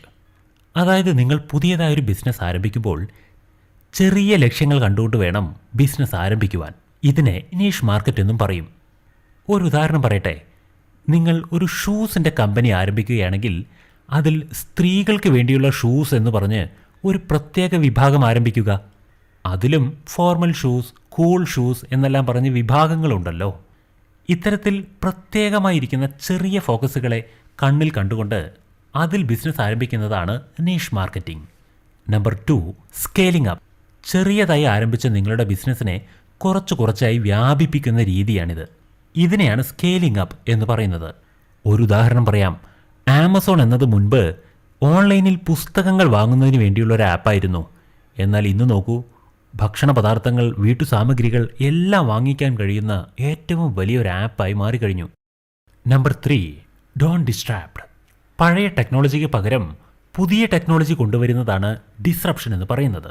അതായത് പണ്ട് ടെലിഫോൺ വന്നിരുന്നു, പിന്നീട് സ്മാർട്ട് ഫോൺ വന്നു, മുമ്പ് സാധാരണ കാർ വന്നു, പിന്നീടിപ്പോൾ ഇലക്ട്രിക് കാർ വന്നു. ഡിസ്റപ്ഷൻ മാർക്കറ്റിങ്ങിന് ഇതെല്ലാം കൃത്യമായ ഉദാഹരണങ്ങളാണ്. ഇന്നുവരെ അനുവർത്തിച്ചു വന്നിരുന്ന എല്ലാ ബിസിനസ് രീതികളെയും തലകിഴായി മറിച്ചിട്ട് പുതിയ നൂതനമായൊരാശയം കൊണ്ട് ബിസിനസ്സിന് രംഗപ്രവേശനം ചെയ്യിക്കുന്നതാണ് ഡിസ്റപ്ഷൻ മാർക്കറ്റിംഗ്. എന്നാൽ നിങ്ങളുടെ കമ്പനിക്ക് ഒരു മോണോപ്പൊളി സ്വഭാവം വരണമെങ്കിൽ നിങ്ങൾ ഡിസ്റപ്ഷനെ അധികം പിൻപറ്റരുത് എന്ന് വേണം ഞാൻ പറയാൻ. എന്തുകൊണ്ടെന്നാൽ ഡിസ്റപ്ഷനിൽ എപ്പോഴും മത്സരം കൂടുതലായിരിക്കും. മത്സരം കൂടുന്ന മേഖലയിൽ ഒരിക്കലും ലാഭം കൂടുതൽ കിട്ടുകയുമില്ല. അടുത്തത്, the last will be the first. ആരാണ് മുന്നിൽ പോയിക്കൊണ്ടിരിക്കുന്നത് എന്നത് വലിയ കാര്യമല്ല എന്നും പിന്നിൽ നിന്ന് ആരാണ് മുന്നിലേക്ക് എത്തിയത് എന്നതാണ് വലിയ കാര്യം എന്നുമെല്ലാം സിനിമാ ഡയലോഗുകൾ കേട്ടിട്ടുണ്ട്. അതുപോലെ തന്നെ നിങ്ങൾ മാർക്കറ്റിൽ ബിസിനസ്സിലെ ഒന്നാമനാകണമെന്ന് പരിശ്രമിച്ചുകൊണ്ടേയിരിക്കുമ്പോൾ നിങ്ങളെയും കവച്ചു വെച്ച് മുന്നോട്ട് പോകണമെന്ന് പരിശ്രമിക്കുന്ന മറ്റു പലരും ഉണ്ടാകുമല്ലോ. അത് കാരണത്താൽ നിങ്ങൾ തുടക്കത്തിൽ തന്നെ ഏറ്റവും മുൻപന്തിയിലുള്ള ബിസിനസ്സുകാരനാകാതെ ഏറ്റവും പിന്നിലുള്ള ഒരു ബിസിനസ്സുകാരനായി മാർക്കറ്റിലേക്ക് എൻട്രി ചെയ്യൂ. മാർക്കറ്റിലെ ഏതെങ്കിലും ഒരു ചെറിയ ടാർഗറ്റിൽ മാത്രം കണ്ണുവെച്ചുകൊണ്ട് ബിസിനസ് ആരംഭിക്കുകയും പിന്നീട് പതുക്കെ പതുക്കെ അതിനെ വളർത്തി വികസിപ്പിക്കുകയും ചെയ്യൂ. ഇങ്ങനെ ചെയ്താൽ മാത്രമേ നിങ്ങൾക്ക് നിങ്ങളുടെ കമ്പനിക്ക് വേണ്ടിയുള്ള ക്യാഷ് ഫ്ലോ കൃത്യമായ രീതിയിൽ രൂപപ്പെടുത്തിയെടുക്കുവാൻ കഴിയൂ. അങ്ങനെ ചെയ്താൽ മാത്രമേ നിങ്ങളുടെ കമ്പനി മോണോപ്പൊളി കമ്പനിയായി മാറുകയുമുള്ളൂ. Chapter number 6, you are not a lottery ticket. Business മേഖലയിൽ വളരെ അതിശയിപ്പിക്കുന്ന ഒരു ചോദ്യമുണ്ട്. വിജയം എന്നത് കഠിന പ്രയത്നം കൊണ്ട് നേടിയെടുക്കുന്നതാണോ അതോ ഭാഗ്യം കൊണ്ട് കിട്ടുന്നതാണോ എന്ന്. ഈ ചോദ്യം ചോദിക്കുവാനും കാരണമുണ്ട്. ബിസിനസ്സിൽ വലിയ വിജയം കൈവരിച്ച പല സംരംഭകരും പറയുന്നത് ഭാഗ്യം കൊണ്ടാണ് ഞങ്ങൾ രക്ഷപ്പെട്ടത് എന്നാണ്. അങ്ങനെയെല്ലാമാണ് പറയുന്നത്. എന്നാൽ കേവലം ഭാഗ്യം കൊണ്ട് മാത്രമാണ് ഇവരുടെ കമ്പനികൾ വിജയിച്ചതെങ്കിൽ എങ്ങനെയാണ് അവർക്ക് വീണ്ടും വീണ്ടും അതേ ഭാഗ്യം കടാക്ഷിച്ചുകൊണ്ടേയിരിക്കുന്നത്? ഇതെല്ലാം സാധിക്കണമെങ്കിൽ തീർച്ചയായും കഠിന പരിശ്രമം മുഖ്യം തന്നെയാണ്. കഠിന പരിശ്രമത്തെയും ഭാഗ്യത്തെയും വെച്ച് നമ്മൾ മാച്ച് ചെയ്തു നോക്കുമ്പോൾ ഒരു കാര്യം നമ്മൾ തീർച്ചയായും ഡിസ്കസ് ചെയ്യേണ്ടതായിട്ട് വരും. അതെന്താണെന്നോ? അതാണ് ഭാവി കാലം, ഫ്യൂച്ചർ. ഫ്യൂച്ചറിനും ഇതും തമ്മിൽ എന്താണ് ബന്ധമെന്നായിരിക്കും ചിന്തിക്കുന്നുണ്ടാവുക അല്ലേ? ഭാവി കാലം എങ്ങനെയുള്ളതായിരിക്കണമെന്ന് നിങ്ങൾക്കൊരു ഐഡിയ ഉണ്ടെങ്കിൽ മാത്രമേ നിങ്ങൾക്ക് ഭാവി കാലത്തിന് വേണ്ടി എന്തെങ്കിലും പ്രവർത്തിക്കുവാൻ തന്നെ കഴിയൂ. ഭാവിയെ നമുക്ക് 4 പെർസ്പെക്റ്റീവിൽ നോക്കണം. Definite, indefinite, optimistic, pessimistic. Definite എന്നാൽ ഭാവി എങ്ങനെയായിരിക്കുമെന്ന് കൃത്യമായി മനസ്സിൽ കണ്ടുകൊണ്ട് ആ രീതിയിൽ പ്രവർത്തിക്കുന്നതിനെയാണ് ഡെഫിനിറ്റ് എന്ന കാറ്റഗറിയിൽ ഉൾപ്പെടുത്തുന്നത്.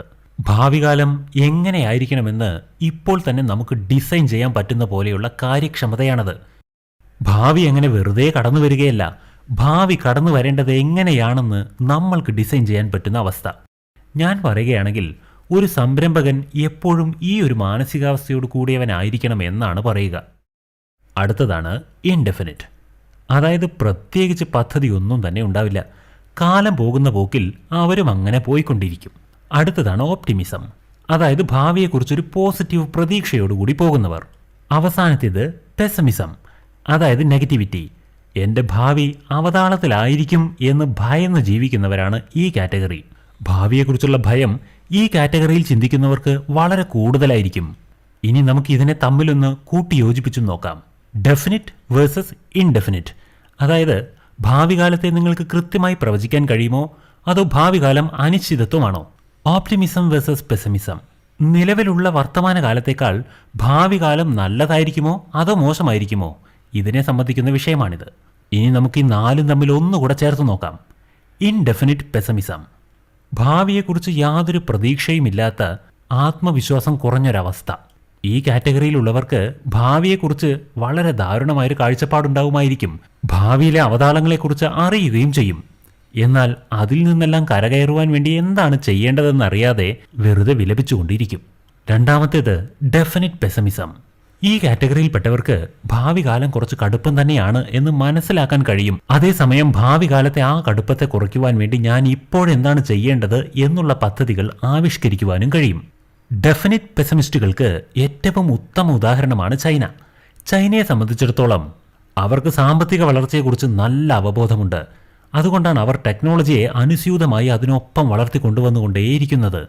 മറ്റു രാജ്യങ്ങൾ പോലും ഈ ചൈന ലോകത്തെ മുഴുവൻ കീഴടക്കുമോ എന്ന് ഭയന്നുകൊണ്ടിരിക്കുകയാണ്.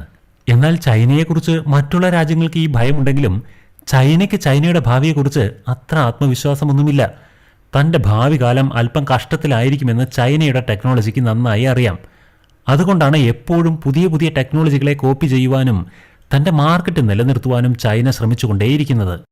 എന്നാൽ ചൈനയുടെ ഈ ദയനീയമായ അവസ്ഥ മനസ്സിലാക്കാതെ അയൽ രാജ്യങ്ങളെല്ലാം ചൈനയെക്കുറിച്ച് ആലോചിച്ച് ആവശ്യമില്ലാതെ ഭയപ്പെടുന്നു. Number 3, definite optimism. ഈ കൂട്ടർ എങ്ങനെയാണെന്ന് വെച്ചാൽ, നമ്മൾ നല്ലപോലെ പ്ലാൻ ചെയ്ത് വർക്ക് ചെയ്യുകയാണെങ്കിൽ ഫ്യൂച്ചർ നമ്മൾ വിചാരിക്കുന്ന പോലെ തന്നെയായിരിക്കുമെന്ന് കൃത്യമായി വിശ്വസിക്കുന്നു. ഡെഫിനിറ്റ് ഓപ്റ്റിമിസ്റ്റുകൾക്ക് നല്ല ഉദാഹരണമാണ് സയന്റിസ്റ്റുകൾ, അതുപോലെ തന്നെ എഞ്ചിനീയേഴ്സ്, ഡോക്ടേഴ്സ്. ഇവരെല്ലാവരും ഈ ഗണത്തിൽപ്പെടുന്നവരാണ്. ഇവരെല്ലാവരും നല്ല രീതിയിൽ പ്ലാൻ ചെയ്ത് വർക്ക് ചെയ്യുന്നത് കൊണ്ടാണ് അവർക്ക് അവരുടേതായ ഒരു ബ്രൈറ്റ് ഫ്യൂച്ചർ ഉണ്ടാക്കിയെടുക്കുവാൻ തന്നെ കഴിഞ്ഞത്. Number 4, indefinite optimism.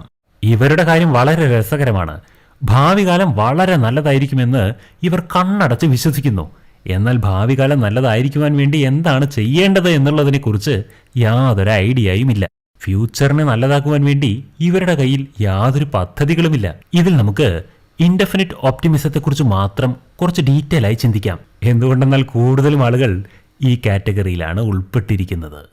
അത് ബിസിനസ് മേഖലയിലായാലും രാഷ്ട്രീയത്തിലായാലും ജീവിതത്തിലായാലും ഫിലോസഫിയിലായാലും എല്ലായിടത്തും ഈ ഗണത്തിൽപ്പെട്ട ഭാവി കാലം വളരെ നല്ലതായിരിക്കും, എന്നാൽ അത് എങ്ങനെയെന്ന് എനിക്കറിയില്ല എന്ന് ചിന്തിക്കുന്നവർ ധാരാളമുണ്ട്. അതുകൊണ്ട് നമുക്കിതൊന്ന് വിശകലനം ചെയ്യാം. Number 1, indefinite finance. വളരെ സക്സസ്ഫുൾ ആയി പോയിക്കൊണ്ടിരിക്കുന്ന ഒരു സംരംഭകൻ തൻ്റെ കമ്പനിയെ വിറ്റ് കാശാക്കിയാൽ എന്തായിരിക്കും സംഭവിക്കുക? ആ പണം കൊണ്ട് അദ്ദേഹം എന്തായിരിക്കും ചെയ്യുക? ഒന്ന് ചിന്തിച്ചു നോക്കൂ. ആ പണം കൊണ്ട് എന്താണ് ചെയ്യേണ്ടത് എന്നറിയില്ല എങ്കിൽ അത് ബാങ്കിൽ നിക്ഷേപിക്കുമായിരിക്കും. ബാങ്കിൽ ആ പണം ഇരുന്ന് എന്ത് ചെയ്യുവാനാണ്? അത് ഇൻവെസ്റ്റേഴ്സിന്റെ കയ്യിലേക്ക് പോകുമായിരിക്കും. ഇൻവെസ്റ്റേഴ്സ് ആ പണം കൊണ്ട് എന്തു ചെയ്യാൻ? അത് കമ്പനീസിന് വീതിച്ചു കൊടുക്കും. കമ്പനി എന്തു ചെയ്യും? അവർക്ക് ലഭിച്ച ആ ഷെയറുകളെ കൂടുതലാക്കുവാൻ വേണ്ടി പരിശ്രമിക്കും. അതിനവർ പെരുപ്പിച്ചു കൊടുക്കണം, അല്ലെങ്കിൽ ബാക്ക് ഷെയർസ് വാങ്ങണം. ഇങ്ങനെ ചെയ്യുമ്പോൾ ഇതേ സൈക്കിൾ തന്നെയാണ് വീണ്ടും വീണ്ടും റിപ്പീറ്റ് ആവുക. വാസ്തവത്തിൽ ഈ പണം കൊണ്ട് എന്താണ് ചെയ്യേണ്ടതെന്ന് ഇവിടെയുള്ള ആർക്കും തന്നെ അറിയുന്നില്ല. പണത്തെ പെരുപ്പിക്കണമെന്ന് എല്ലാവരും ചിന്തിക്കുന്നുണ്ട്, എന്നാൽ അത് എങ്ങനെയാണ് മുറ പോലെ ചെയ്യുക എന്ന് ആർക്കും തന്നെ അറിയുന്നില്ല. ഇതാണ് ഇൻഡെഫിനിറ്റ് ഓപ്റ്റിമിസം. ചുരുക്കി പറഞ്ഞാൽ പണത്തെ നിങ്ങൾ എത്ര വേണമെങ്കിലും പെരുപ്പിക്കുവാൻ കഴിയും, എന്നാൽ നിങ്ങൾ അതിനുവേണ്ടി കൃത്യമായി ജോലി ചെയ്യണമെന്ന് മാത്രം. Number 2, indefinite politics. പൊതുവെ രാഷ്ട്രീയക്കാർ ഉപയോഗിക്കുന്ന ഒരു തന്ത്രമാണിത്. അവർ ഭരിക്കുന്ന പ്രദേശത്ത് എന്തെല്ലാം പ്രശ്നങ്ങളുണ്ടോ, മനുഷ്യർക്ക് എന്തെല്ലാം ബുദ്ധിമുട്ടുകളുണ്ടോ, അതെല്ലാം നോക്കിയിട്ടൊന്നുമല്ല രാഷ്ട്രീയക്കാർ മുന്നോട്ട് പോകുന്നത്. ഓരോ ദിവസവും ആളുകളോട് എന്തു പറയണം, ആളുകൾ തങ്ങളെക്കുറിച്ച് എന്തു പറയുന്നു, ഇതുമാത്രമാണ് അവർ ചിന്തിക്കുന്ന വിഷയം. അവർക്കൊരിക്കലും നാട്ടുകാരെല്ലാവരും സുഖത്തിൽ തന്നെയാണോ എന്ന് അന്വേഷിക്കേണ്ട ചുമതലയൊന്നുമില്ല. Number 3, indefinite philosophy. Robert Rawls, John Rawls, Robert Nozick, ഇങ്ങനെയുള്ള ഫിലോസഫേഴ്സ് എല്ലാവരും ഇൻഡെഫിനിറ്റ് ഓപ്റ്റിമിസ്റ്റുകളാണ്. എന്തുകൊണ്ടെന്നാൽ ഇവർക്ക് ഭാവിയെക്കുറിച്ചുള്ള പ്രത്യേകിച്ച് നല്ലൊരു വീക്ഷണമൊന്നുമില്ല. ഇവർ പൂർണ്ണമായും ഇപ്പോൾ വർത്തമാനകാലത്തിൽ എന്താണ് ചെയ്യേണ്ടത്, എന്താണ് ഇവിടെ സംഭവിച്ചുകൊണ്ടിരിക്കുന്നത് എന്നതിനെക്കുറിച്ച് ചിന്തിക്കുമെന്നല്ലാതെ ഭാവിയെക്കുറിച്ചുള്ള ഒരു ദീർഘവീക്ഷണമില്ലാത്ത ഫിലോസഫി കൊണ്ട് നടക്കുന്നവരാണ്. Number 4, indefinite life. മരണം എന്നൊരു പ്രതിഭാസത്തെ നമുക്കൊരിക്കലും തടയുവാൻ കഴിയില്ല. നമ്മൾ ജനിച്ച അന്ന് തന്നെ ബുക്ക് ചെയ്യപ്പെട്ടൊരു കാര്യമാണ് നമ്മുടെ മരണം. എന്നാൽ നമ്മുടെ മരണം എങ്ങനെയായിരിക്കുമെന്നോ, നമ്മുടെ മരണം എപ്പോഴായിരിക്കും, എത്ര വയസ്സിലായിരിക്കും എന്നൊന്നും നമുക്ക് തീരുമാനിക്കാൻ കഴിയില്ല. എന്നാൽ നമ്മൾ മരിക്കും എന്നുള്ളത് ഒരു പരമമായ സത്യം തന്നെയാണ്. എന്നാൽ നമ്മുടെ മരണത്തെക്കുറിച്ച് ചിന്തിക്കാൻ തുടങ്ങിയാൽ, ഞാൻ എപ്പോൾ മരിക്കും, എങ്ങനെ മരിക്കും എന്നെല്ലാം ചിന്തിച്ച് വിഷമിക്കാൻ തുടങ്ങിയാൽ നമ്മുടെ ജീവിതമാകെ അവതാളത്തിലാകും, അല്ലേ? അതിനാൽ ഒരിക്കലും മരണം എന്നൊരു കാര്യത്തെ മുന്നിൽ കണ്ടുകൊണ്ട്, അല്ലെങ്കിൽ മരണാനന്തരത്തെ മുന്നിൽ കണ്ടുകൊണ്ട് ഇപ്പോഴുള്ള ജീവിതത്തെ ഒരിക്കലും നശിപ്പിക്കരുത്. അതിനെക്കുറിച്ച് ചിന്തിച്ച് വിഷമിച്ച് ഇപ്പോൾ കയ്യിലുള്ള ജീവിതത്തെ ഒരിക്കലും നശിപ്പിക്കരുത്. എന്തെങ്കിലുമൊക്കെ ചെറിയ ചെറിയ പരിശ്രമങ്ങൾ ചെയ്തുകൊണ്ട് താൽക്കാലികമായി നിങ്ങൾക്ക് ഓരോരോ പരിഹാരങ്ങൾ ചെയ്ത് മുന്നോട്ട് പോകുവാമെന്നല്ലാതെ നിങ്ങൾക്കൊരിക്കലും ഈ ലോകത്തിലുള്ള ഒരു കാര്യത്തിനും പെർമനൻ്റായ ഒരു പരിഹാരവും കണ്ടെത്തുവാൻ കഴിയില്ല. ഇൻഡെഫിനിറ്റ് ഓപ്റ്റിമിസം എന്നത് അൺസസ്റ്റൈനബിൾ ആണ്. അതായത് അതിന് ഒരു സ്ഥിരത എന്നൊന്നില്ല. നിങ്ങളൊരു ഇൻഡെഫിനിറ്റ് ഓപ്റ്റിമിസ്റ്റ് ആണെങ്കിൽ പേടിക്കൊന്നും വേണ്ട. നിങ്ങൾക്ക് ഭാവിയെക്കുറിച്ച് നല്ല ചിന്തയുണ്ട്, ഭാവി ശോഭനീയമാക്കുവാൻ വേണ്ടി പ്രയത്നിക്കുവാനും താല്പര്യമുണ്ട്, നിങ്ങൾ പ്രയത്നിക്കുന്നുമുണ്ട്. എന്നാൽ നിങ്ങൾക്ക് മിസ്സിംഗ് ആയിട്ടുള്ള ഒരേ ഒരു കാര്യം, ഏത് മാർഗത്തിലൂടെയാണ് ഞാൻ എൻ്റെ ഭാവിയിലേക്ക് സഞ്ചരിക്കേണ്ടത് എന്നതായിരിക്കും, അല്ലേ? എന്നാൽ ഇപ്പോൾ നിങ്ങൾക്ക് ഒരു ക്ലാരിറ്റി ലഭിച്ചിട്ടുണ്ട് എന്നാണ് ഞാൻ വിശ്വസിക്കുന്നത്, ശരിയല്ലേ? അതായത് ആരെങ്കിലും പറഞ്ഞു തരുന്ന ഏതെങ്കിലും ഒരു പാതയിലൂടെ സഞ്ചരിക്കാതെ, അല്ലെങ്കിൽ കിട്ടിയ വഴിയിലൂടെ സഞ്ചരിക്കാതെ, നിങ്ങളുടെ ടേസ്റ്റും നിങ്ങളുടെ സ്കില്ലും നിങ്ങളുടെ പാഷനും തിരിച്ചറിഞ്ഞ് നിങ്ങൾക്ക് കൃത്യമായി പോകാമെന്ന് തോന്നുന്ന ഒരു പാതയിലൂടെ വേണം നിങ്ങളുടെ ഭാവിയിലേക്ക് നിങ്ങൾ യാത്ര ചെയ്യുവാൻ. ഇത് മനസ്സിലായല്ലോ അല്ലേ? ശരിക്കും പറയുകയാണെങ്കിൽ ഒരു ഡെഫിനിറ്റ് ഓപ്റ്റിമിസ്റ്റിനെ പോലെ നിങ്ങളുടെ മാനസികാവസ്ഥയെ മാറ്റി നിങ്ങളുടെ ഭാവി ശോഭനീയമാക്കുവാൻ വേണ്ടി നിങ്ങൾ പരിശ്രമം തുടങ്ങൂ. നിങ്ങൾ സ്വയം തന്നെ ഒരു മോണോപ്പൊളിയായി മാറൂ. ജീവിതത്തിൽ എപ്പോഴും ഭാഗ്യമൊന്നും കടാക്ഷിക്കുകയില്ല. എന്നാൽ നിങ്ങൾ കഠിനമായി പരിശ്രമിച്ചുകൊണ്ടേയിരിക്കുകയാണെങ്കിൽ ഭാഗ്യം നിങ്ങളുടെ അവകാശം തന്നെയാണ്. Chapter number 7, follow the money. പണത്തെ പിന്തുടരൂ. പൊതുവെ മാർക്കറ്റിലുള്ള എല്ലാ കമ്പനികളെയും എടുത്ത് പരിശോധിക്കുകയാണെങ്കിൽ ആ കൂട്ടത്തിൽ ഏതെങ്കിലും ഒരു കമ്പനിയായിരിക്കും ഏറ്റവും മുന്നിട്ട് നിൽക്കുന്നുണ്ടാവുക. ആ കമ്പനിയായിരിക്കും മാർക്കറ്റിലെ രാജാവ്. അതുപോലെ തന്നെ നമ്മുടെ ജീവിതത്തെ നമ്മളൊന്ന് പരിശോധിക്കുകയാണെങ്കിൽ നമ്മൾക്ക് പോകുവാൻ വേണ്ടിയിട്ടുള്ള ഒരു വ്യത്യാസമുള്ള പാതയുണ്ടായിരിക്കും. നമ്മൾക്ക് പലതരം സ്കില്ലുകളും ഉണ്ടായിരിക്കും, നമുക്ക് പലതരം കഴിവുകളും ഉണ്ടായിരിക്കും. എന്നാലും നമ്മൾക്ക് വേണ്ടി മാത്രം നിയോഗിക്കപ്പെട്ട ഒരു പാതയുണ്ടെന്ന് നമുക്ക് തോന്നാറില്ലേ? നമ്മുടെ ജീവിതത്തെ ഏറ്റവും അതിൻ്റെ ഉയർന്ന രീതിയിൽ പെർഫോം ചെയ്യാൻ കഴിയുന്ന ഒരു പാത, ആ പാത ഏതാണെന്ന് നിങ്ങൾ കണ്ടെത്തണം. അഥവാ നിങ്ങൾ മൾട്ടിപ്പിൾ സ്കിൽഡ് ആയിട്ടുള്ള ഒരു പേഴ്സണാലിറ്റി ആണെങ്കിൽ എല്ലാ സ്കില്ലുകളെയും ഒരുമിച്ച് ഇംപ്ലിമെൻ്റ് ചെയ്ത് ജീവിതത്തെ പല പാതകളിലേക്ക് നയിച്ച് എവിടെയും എത്താതെയാക്കരുത്. ഏതാണ് നിങ്ങളുടെ ഏറ്റവും ഹൈ ലെവൽ സ്കില്ലെന്ന് മനസ്സിലാക്കുകയും അതിലേക്ക് മാത്രം ഫോക്കസ് ചെയ്ത് ആ പാത തിരഞ്ഞെടുത്ത് മുന്നേറുകയുമാണ് വേണ്ടത്. അതാണ് നിങ്ങളുടെ ശക്തിയായി പരിണമിക്കുക. ബിസിനസ്സിൽ ഈ കോൺസെപ്റ്റിനെ പവർ ലോ എന്നാണ് പറയുന്നത്. 1906 വർഷത്തിൽ എക്കണോമിസ്റ്റ് വിൽഫ്രെഡോ പരെറ്റോ ഒരു വ്യത്യസ്തമായ പ്രിൻസിപ്പിൾ അവതരിപ്പിച്ചു. അതാണ് പാരെറ്റോ പ്രിൻസിപ്പിൾ. അതിനെ പവർ ലോ എന്നാണ് വിളിക്കുന്നത്. പരെറ്റോ 80-20 റൂൾ ഫോളോ ചെയ്യുവാൻ വേണ്ടിയാണ് അതിൽ പറയുന്നത്. അതായത് 20% വിതച്ചാൽ 80% കൊയ്യാം. 20% നമ്മുടെ പ്രയത്നം 80% ലാഭത്തെ ഉണ്ടാക്കിത്തരും. അതായത് ചെറിയൊരു പരിശ്രമം വലിയൊരു ഫലത്തെ ഉണ്ടാക്കിത്തരും. ഇതിനെയാണ് പവർ ലോ എന്ന് പറയുന്നത്. ഉദാഹരണത്തിന് ചെറിയൊരു മോണോപ്പൊളി ബിസിനസ് മാർക്കറ്റിനെ മുഴുവൻ പിന്നീട് വിഴുങ്ങുന്ന അവസ്ഥയിലേക്ക് വരെ എത്തും. ഇതാണ് പവർ ലോ. ഈ പവർ ലോ ആണ് ലോകത്തെ നിയന്ത്രിക്കുന്നത് തന്നെ. പവർ ലോയെക്കുറിച്ച് നിങ്ങൾക്ക് കൃത്യമായി മനസ്സിലാക്കണമെങ്കിൽ അതിന് നിങ്ങൾ ധനത്തെ പിന്തുടരേണ്ടി വരും. ബിസിനസ് ലോകത്തിൽ പവർ ലോ തന്നെയാണ് എല്ലാം. പവർ വേണമെങ്കിൽ അതിന് ഇൻവെസ്റ്റ്മെൻറ്റ് ചെയ്യണം. ഇൻവെസ്റ്റ്മെൻറ്റ് ചെയ്യണമെങ്കിൽ കയ്യിൽ ധനം വേണം. ഇൻവെസ്റ്റ്മെൻ്റ് എന്ന് പറയുമ്പോൾ തന്നെ വെഞ്ചർ ക്യാപിറ്റലാണ് നമ്മുടെ മനസ്സിലേക്ക് ഉടൻ വരേണ്ടത്. വെഞ്ചർ ക്യാപിറ്റൽ എന്നത് ഒരു തരത്തിലുള്ള പ്രൈവറ്റ് ഇക്വിറ്റിയാണ്. നമുക്ക് മനസ്സിലാകുന്ന രീതിയിൽ പറയുകയാണെങ്കിൽ ഒരു പ്രൈവറ്റ് ഇൻവെസ്റ്റ്മെൻറ്റ് കമ്പനി എന്ന് പറയാം. ഇനി പവർ ലോയും വെഞ്ചർ ക്യാപിറ്റലും തമ്മിൽ എന്താണ് ബന്ധമെന്ന് നമുക്കൊന്ന് നോക്കാം. The power law of venture capital. ആദ്യം വെഞ്ചർ ക്യാപിറ്റലിനെ കുറിച്ച് ചെറുതായി പറഞ്ഞു തരാം. പൊതുവെ വെഞ്ചർ ക്യാപിറ്റലിൻ്റെ ജോലി എന്തെന്നാൽ ഒരു നല്ല കമ്പനിയെ കണ്ടെത്തി അതിൽ ഇൻവെസ്റ്റ്മെൻറ്റ് ചെയ്ത് അതിലൂടെ ലാഭം ഉണ്ടാക്കുക എന്നതാണ്. വെഞ്ചർ ക്യാപിറ്റലിസ്റ്റുകളുടെ ബലം തന്നെ പവർ ലോ ആണ്. സ്റ്റാർട്ടപ്പ് കമ്പനികളെ കണ്ടെത്തി അതിൽ ഇൻവെസ്റ്റ്മെൻറ്റ് ചെയ്ത് അതിൽ നിന്ന് ലാഭം കണ്ടെത്തലാണ് വെഞ്ചർ ക്യാപിറ്റലിസ്റ്റുകളുടെ ജോലി തന്നെ. എവിടെ നിന്നെങ്കിലും ഏതെങ്കിലും പണമുള്ളവരെ കണ്ടെത്തി അവരുടെ കയ്യിൽ നിന്ന് പണം സമാഹരിച്ച് അതിനൊരു ഫണ്ടാക്കി മാറ്റി ഇത്തരത്തിലുള്ള കമ്പനികളിൽ നിക്ഷേപിച്ച് ലാഭമുണ്ടാക്കും. അവർ നിക്ഷേപിച്ച ധനം ഇരട്ടിയായി മാറുകയാണെങ്കിൽ അതിലെ 20% ധനം ഈ VC സ്വന്തമാക്കും. ഇങ്ങനെയാണ് വെഞ്ചർ ക്യാപിറ്റൽ ഫംഗ്ഷൻ ചെയ്യുന്നത്. ശരി, അപ്പോൾ നിങ്ങൾക്കൊരു ചോദ്യം ഉണ്ടായേക്കാം. അഥവാ നമ്മൾ ഇൻവെസ്റ്റ്മെൻറ്റ് ചെയ്ത ആ കമ്പനി തോറ്റുപോയാലോ? അപ്പോൾ നമ്മുടെ അവസ്ഥ എന്തായിരിക്കും? അത് ശരിയാണ്. ചില സമയത്ത് ലാഭത്തിന് പകരം നഷ്ടവും ഉണ്ടായിരിക്കും.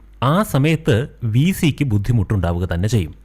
എന്നാൽ ഈ ഒരു അവസ്ഥ എക്കാലത്തും ഉണ്ടാവുകയില്ലല്ലോ. ഒരു VCയുടെ ആയുസ് എന്ന് പറയുന്നത് 10 വർഷമാണ്. ഒരു കമ്പനി സമ്പൂർണ്ണ വിജയത്തിലേക്ക് എത്തിച്ചേരണമെങ്കിൽ ഒരുപാട് വർഷങ്ങളെടുക്കും. അതിനിടയിൽ നിങ്ങൾക്ക് നിങ്ങളുടെ ലാഭം തീർച്ചയായും കണ്ടെത്തുവാൻ കഴിയും. കുറച്ചുകൂടെ വ്യക്തമായി പറഞ്ഞുതരാം. പൊതുവെ ഒരു വെഞ്ചർ ക്യാപിറ്റലിസ്റ്റ് ഒരു കമ്പനിയിൽ മാത്രം ഇൻവെസ്റ്റ് ചെയ്യുകയില്ല. ഇതിലാണ് ഈ 80-20 റൂൾ വരുന്നത്. ഒരു ഉദാഹരണം പറയാം. ഒരു VC 100 കമ്പനികളിൽ ഇൻവെസ്റ്റ്മെന്റ് ചെയ്യുന്നുണ്ട് എന്ന് കരുതുക. അതിൽ 80 കമ്പനികളിൽ നിന്നും ഉദ്ദേശിച്ച ലാഭം ഒന്നും തന്നെ കിട്ടിയില്ല എന്നും കരുതുക. എന്നാൽ ബാക്കി വരുന്ന ആ 20 കമ്പനികൾ വലിയ ലാഭത്തെ ഉണ്ടാക്കി തരികയും ചെയ്തു എന്നിരിക്കട്ടെ. ഈ 20 കമ്പനികൾ നമുക്കുണ്ടാക്കി തന്ന ലാഭം കൊണ്ട് ആ 80 കമ്പനികളിൽ നിന്നുണ്ടായ നഷ്ടത്തെ നമുക്ക് പരിഹരിക്കുവാൻ കഴിയും. ആ 20% നിന്നുണ്ടായ ലാഭം ആ 80% നിന്നുണ്ടായ നഷ്ടത്തെ പരിഹരിക്കാനുതകുന്നത് തന്നെയായിരിക്കും. ഇത് ചെറിയൊരു കാര്യമൊന്നുമല്ല. ചില സമയത്ത് നല്ല ലാഭമുണ്ടാക്കി തരാൻ സാധ്യതയുള്ള കമ്പനികളെ തേടി കണ്ടുപിടിക്കുന്നത് വലിയ റിസ്ക്കുള്ള കാര്യം തന്നെയായിരിക്കും. എന്നാൽ ഈ തേടലിനിടയിൽ വെഞ്ചർ ക്യാപിറ്റലിസ്റ്റുകൾക്ക് ചില തെറ്റുകളും സംഭവിച്ചേക്കാം. കാരണം അവരുടെ മുന്നോട്ട് പോകുന്ന ആ രീതിയിൽ തന്നെ ഒരു പാറ്റേൺ ഉണ്ട്. അവർക്കൊരു അന്ധവിശ്വാസമുണ്ട്. തരം താഴ്ന്ന തരം കമ്പനികൾ ഒരിക്കലും ലാഭത്തെ ഉണ്ടാക്കി തരില്ല എന്നവർ കരുതുന്നു. അതുപോലെ തന്നെ മിഡിൽ ലെവൽ കമ്പനികൾ എപ്പോഴും ഒരു ആവറേജ് ലാഭത്തെ മാത്രമേ തരികയുള്ളൂ എന്ന് കരുതുന്നു. അതുപോലെ വലിയ വലിയ ഉഗ്രൻ കമ്പനികൾ എനിക്ക് 4 മടങ്ങ് 8 മടങ്ങെല്ലാം എപ്പോഴും ലാഭമുണ്ടാക്കി തരും എന്നവർ വിശ്വസിക്കുന്നു. ഇതാണൊരു VCയുടെ ചിന്താഗതിയുടെ പാറ്റേൺ. ഈ പാറ്റേൺ അനുസരിച്ചാണ് അവർ കമ്പനികളെ തേടി കണ്ടുപിടിക്കാൻ ശ്രമിക്കുക. ഇതിന്റെ പ്രശ്നം എന്തെന്നാൽ ഇവർ ഇങ്ങനെയുള്ളൊരു പോർട്ട്ഫോളിയോ വെച്ചുകൊണ്ട് തൻ്റെ തേടൽ മുന്നോട്ട് കൊണ്ടുപോകുമ്പോൾ ആരംഭഘട്ടത്തിൽ തന്നെ വളർന്നു വരാനിരിക്കുന്ന ചില കമ്പനികളെ ഇവർ മിസ് ചെയ്യുവാൻ സാധ്യതയുണ്ട്. ഞങ്ങളുടെ VC ഫൗണ്ടേഴ്സ് ഫണ്ടിൽ സംഭവിച്ച ഒരു സംഭവത്തെക്കുറിച്ച് ഞാൻ നിങ്ങൾക്ക് പറഞ്ഞു മനസ്സിലാക്കി തരാം. 2005 ഫേസ്ബുക്ക് ആയിരുന്നു ഞങ്ങളുടെ ഏറ്റവും നല്ല ഇൻവെസ്റ്റ്മെന്റ് മേഖല. എന്തുകൊണ്ടെന്നാൽ ഞങ്ങൾ ഇൻവെസ്റ്റ് ചെയ്ത മറ്റ് കമ്പനികളെ അപേക്ഷിച്ച് നോക്കുമ്പോൾ ഫേസ്ബുക്ക് ആയിരുന്നു ഏറ്റവും കൂടുതൽ ലാഭം ഞങ്ങൾക്കുണ്ടാക്കി തന്നുകൊണ്ടിരുന്നത്. അടുത്ത ഏറ്റവും നല്ല ഇൻവെസ്റ്റ്മെന്റ് നടന്നത് പ്ലാന്ററിലാണ്. മറ്റു കമ്പനികളെ അപേക്ഷിച്ച് വളരെ നല്ല ഇരട്ടിപ്പ് ധനമാണ് ഈ കമ്പനിയിൽ നിന്നും ഞങ്ങൾക്ക് കിട്ടിയത്. ഇതെല്ലാം ഇപ്പോൾ എന്തിനാണ് പറഞ്ഞതെന്നാൽ എല്ലാ കമ്പനികളും ഇപ്പോഴുള്ള പോലെ തന്നെ എന്നും പോകും എന്ന് ചിന്തിക്കേണ്ട. ആ പാറ്റേണിനെ മറികടന്നുകൊണ്ട് പല അത്ഭുതങ്ങളും സംഭവിക്കും. ഇന്ന് ഒരു തരം താഴ്ന്ന നിലവാരത്തിൽ പോയിക്കൊണ്ടിരിക്കുന്ന ഒരു കമ്പനി നാളെ വലിയ ലാഭം തരുന്ന കമ്പനിയായി മാറുവാനും സാധ്യതയുണ്ടല്ലോ. വെഞ്ചർ ക്യാപിറ്റലിസ്റ്റിനെ സംബന്ധിച്ചിടത്തോളം ഒരു രഹസ്യമുണ്ട്. നിങ്ങളുടെ ബെസ്റ്റ് ഇൻവെസ്റ്റ്മെന്റ് മേഖലയിൽ നിന്നും നിങ്ങൾക്കൊരു ലാഭമുണ്ടായി എങ്കിൽ നിങ്ങളുടെ കയ്യിലുള്ള മറ്റു ഫണ്ടുകളെ ഉപയോഗിച്ചുകൊണ്ടും ആ കമ്പനിയിൽ നിങ്ങൾക്ക് ഇൻവെസ്റ്റ് ചെയ്ത് ലാഭം ഉണ്ടാക്കുവാനുള്ള ത്വരയുണ്ടാകും. ശരി, വെഞ്ചർ ക്യാപിറ്റലിസ്റ്റുകളുടെ 2 റൂളുകളുണ്ട്. ഈ റൂൾ ഏതാണെന്ന് നോക്കാം. റൂൾ നമ്പർ 1, ഏത് കമ്പനിക്കാണോ നിങ്ങൾ നിക്ഷേപിക്കുന്ന ധനം പൂർണ്ണമായും തിരിച്ചു തരാനുള്ള കപ്പാസിറ്റി ഉള്ളത് അത്തരത്തിലുള്ള കമ്പനികളിൽ മാത്രം നിക്ഷേപം ചെയ്യുക. റൂൾ നമ്പർ 2, റൂൾ നമ്പർ 1നെ പിൻപറ്റുക എന്നതല്ലാതെ മറ്റു വഴിയൊന്നും തന്നെ ഇല്ല. 0-ലിരുന്ന് 1-ലേക്ക് എത്തിച്ചേരാൻ കഴിവുള്ള കമ്പനികളെ മാത്രമായിരിക്കണം VC തിരഞ്ഞെടുക്കേണ്ടത്. ഫൗണ്ടേഴ്സ് ഫണ്ടിൽ ഞങ്ങൾ ഭാവി കാലത്തിൽ $multi-billion ബിസിനസ്സായി ഏത് ബിസിനസ്സാണ് മാറുക എന്നതിനെക്കുറിച്ച് ചിന്തിച്ച ശേഷം അതിൽ നിന്നൊരു 5-6 ബിസിനസ് കമ്പനികളെ മാത്രം നമ്മൾ ഫോക്കസ് ചെയ്യുക. ഇതായിരുന്നു ഞങ്ങളുടെ പാറ്റേൺ. ആരംഭത്തിൽ ചില കമ്പനികൾ നഷ്ടത്തെയാണ് നമുക്ക് സമ്മാനിക്കുക. അതുകൊണ്ടാണ് വെഞ്ചർ ക്യാപിറ്റലിസ്റ്റ് പവർ ലോയെ എപ്പോഴും പിന്തുടരുന്നത്. അതായത് ലാഭം തരാൻ സാധ്യതയുള്ള കമ്പനികളെ മാത്രമേ അവർ ഫോക്കസ് ചെയ്യുകയുള്ളൂ. അതായത് ഈ വെഞ്ചർ ക്യാപിറ്റലിസം എന്നത് ഒരു ലോട്ടറി ടിക്കറ്റിന് സമാനം തന്നെയാണ്. ഇതിൽ ജയിക്കാനും തോൽക്കാനും സാധ്യതകൾ ധാരാളമുണ്ട്. ശരി, അത് വിജയമായാലും പരാജയമായാലും രണ്ടിനെയും ഉൾക്കൊള്ളാനുള്ള മാനസികാവസ്ഥ ഈ ഇൻവെസ്റ്റ്മെന്റ് ചെയ്യുന്ന വ്യക്തിക്ക് വേണം. അടുത്തത് what to do with power law. Power ലോയോടൊപ്പം ചേർന്ന് നമുക്ക് എന്താണ് ചെയ്യാനുള്ളത്? ചില സമയത്ത് വെഞ്ചർ ക്യാപിറ്റലിസ്റ്റുകൾ പോലും പവർ ലോയെ ഫോളോ ചെയ്യുന്ന കാര്യത്തിൽ ചില പിഴവുകൾ വരുത്തും. പവർ ലോ വളരെ ഇമ്പോർട്ടൻ്റ് ആയിട്ടുള്ള കാര്യമാണ്. കാരണം ഒരു ഇൻവെസ്റ്റർ എന്ന നിലയിൽ നിങ്ങൾ നിങ്ങളുടെ സമയവും നിങ്ങളുടെ കയ്യിലുള്ള സമ്പാദ്യവുമെല്ലാം അതിൽ ഇൻവെസ്റ്റ് ചെയ്യുകയാണ്. അങ്ങനെ ചെയ്യുമ്പോൾ നിങ്ങൾ ഇൻവെസ്റ്റ്മെന്റ് ചെയ്യുന്ന കമ്പനി വിജയിക്കണമെന്നും അതിൽ നിന്ന് ലാഭം ഉണ്ടാകണമെന്നുള്ള ചിന്തയും അതുമൂലം ഉണ്ടാകുന്ന ഒരു ചെറിയ ഭയവും നിങ്ങളിൽ ഉണ്ടാകുവാൻ സാധ്യതയുണ്ട്. നിങ്ങൾ ഇൻവെസ്റ്റ്മെന്റ് ചെയ്ത കമ്പനി വിജയത്തിലേക്ക് മാത്രമേ പോകാവൂ എന്നുള്ള ചിന്ത ഉള്ളിൽ നടന്നുകൊണ്ടിരിക്കും. നിങ്ങളുടെ പ്രയത്നം ഒരിക്കലും വേസ്റ്റ് ആകാൻ പാടില്ലല്ലോ. അതുകൊണ്ടാണ് ഞാൻ വീണ്ടും വീണ്ടും പറയുന്നത്, നിങ്ങൾ എപ്പോഴും പവർ ലോയെ അനുസരിക്കേണ്ടിയിരിക്കുന്നു എന്ന്. നിങ്ങൾ ഒരിക്കലും ജനറലൈസ്ഡ് ആകരുത്, എല്ലാത്തിൻ്റെയും പിന്നാലെ പോകരുത്. നിങ്ങൾ സ്പെസിഫൈഡ് ആയിട്ടുള്ള ഒരു സ്കില്ലിൽ ഫോളോ ചെയ്യണം. സ്പെസിഫൈഡ് ആയിട്ടുള്ള ഒരു കമ്പനിയിലേക്ക് ഫോക്കസ് ചെയ്യണം. ഒരു പാതയെ മാത്രം നിങ്ങൾ യാത്ര ചെയ്യുവാൻ വേണ്ടി ആശ്രയിക്കണം. ഒരുപക്ഷെ വിജയം എന്ന ആ ഒരിടത്തേക്ക് എത്തിച്ചേരുവാൻ അനവധി പാതകൾ ഉണ്ടായിരിക്കും. എന്നാൽ ഒരാൾക്ക് ഒരേ സമയത്ത് ഒരു പാതയിലൂടെ മാത്രമല്ലേ യാത്ര ചെയ്യാൻ കഴിയൂ. 80-20 റൂളിനെ എപ്പോഴും നിങ്ങൾ മനസ്സിൽ വെക്കണം.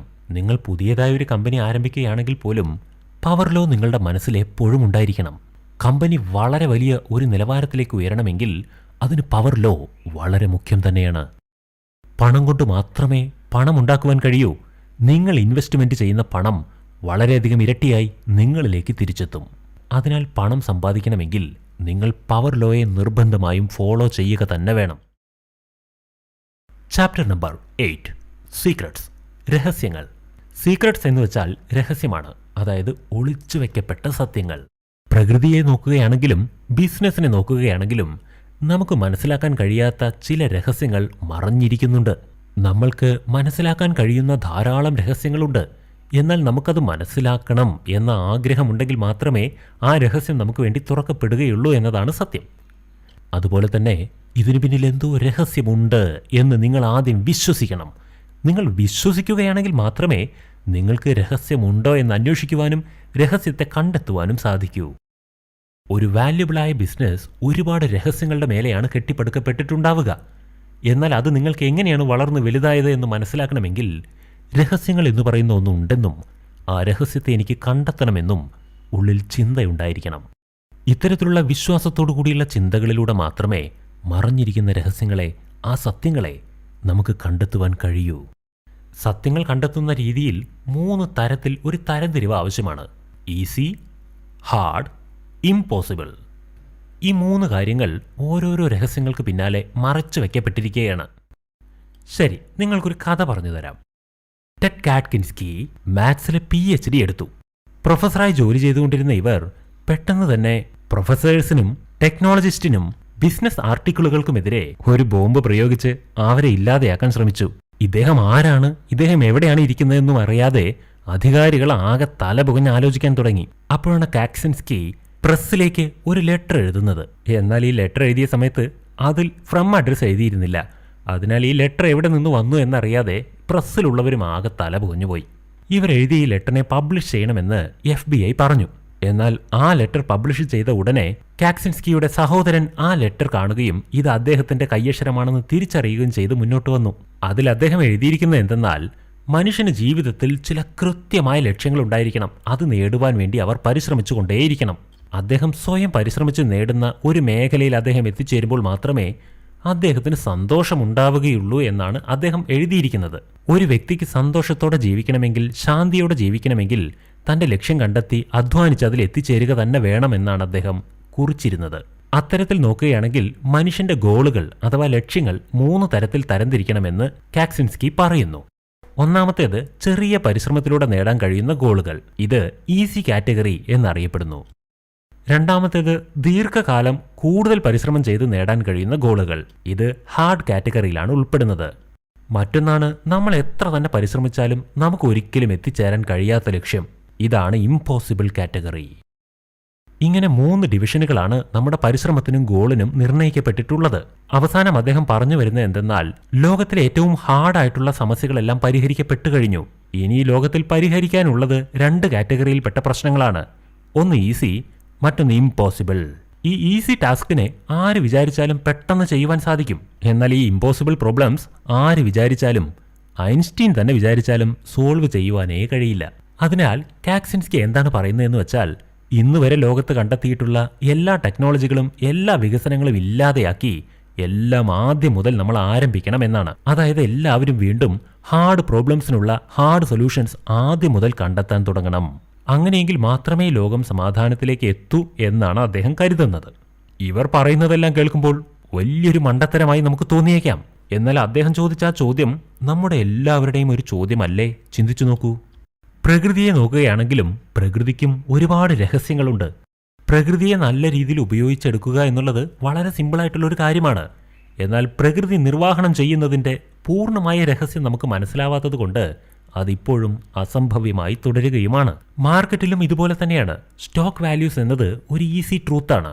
ആർക്ക് വേണമെങ്കിലും അതിനെക്കുറിച്ച് പഠിച്ചെടുക്കാവുന്നതുമാണ്. എന്നാൽ സ്റ്റോക്ക് വാല്യൂസിന്റെ ഫ്യൂച്ചർ എങ്ങനെയായിരിക്കും എന്നുള്ളത് വളരെ ഇമ്പോസിബിൾ ആയിട്ടുള്ള ട്രൂത്താണ്.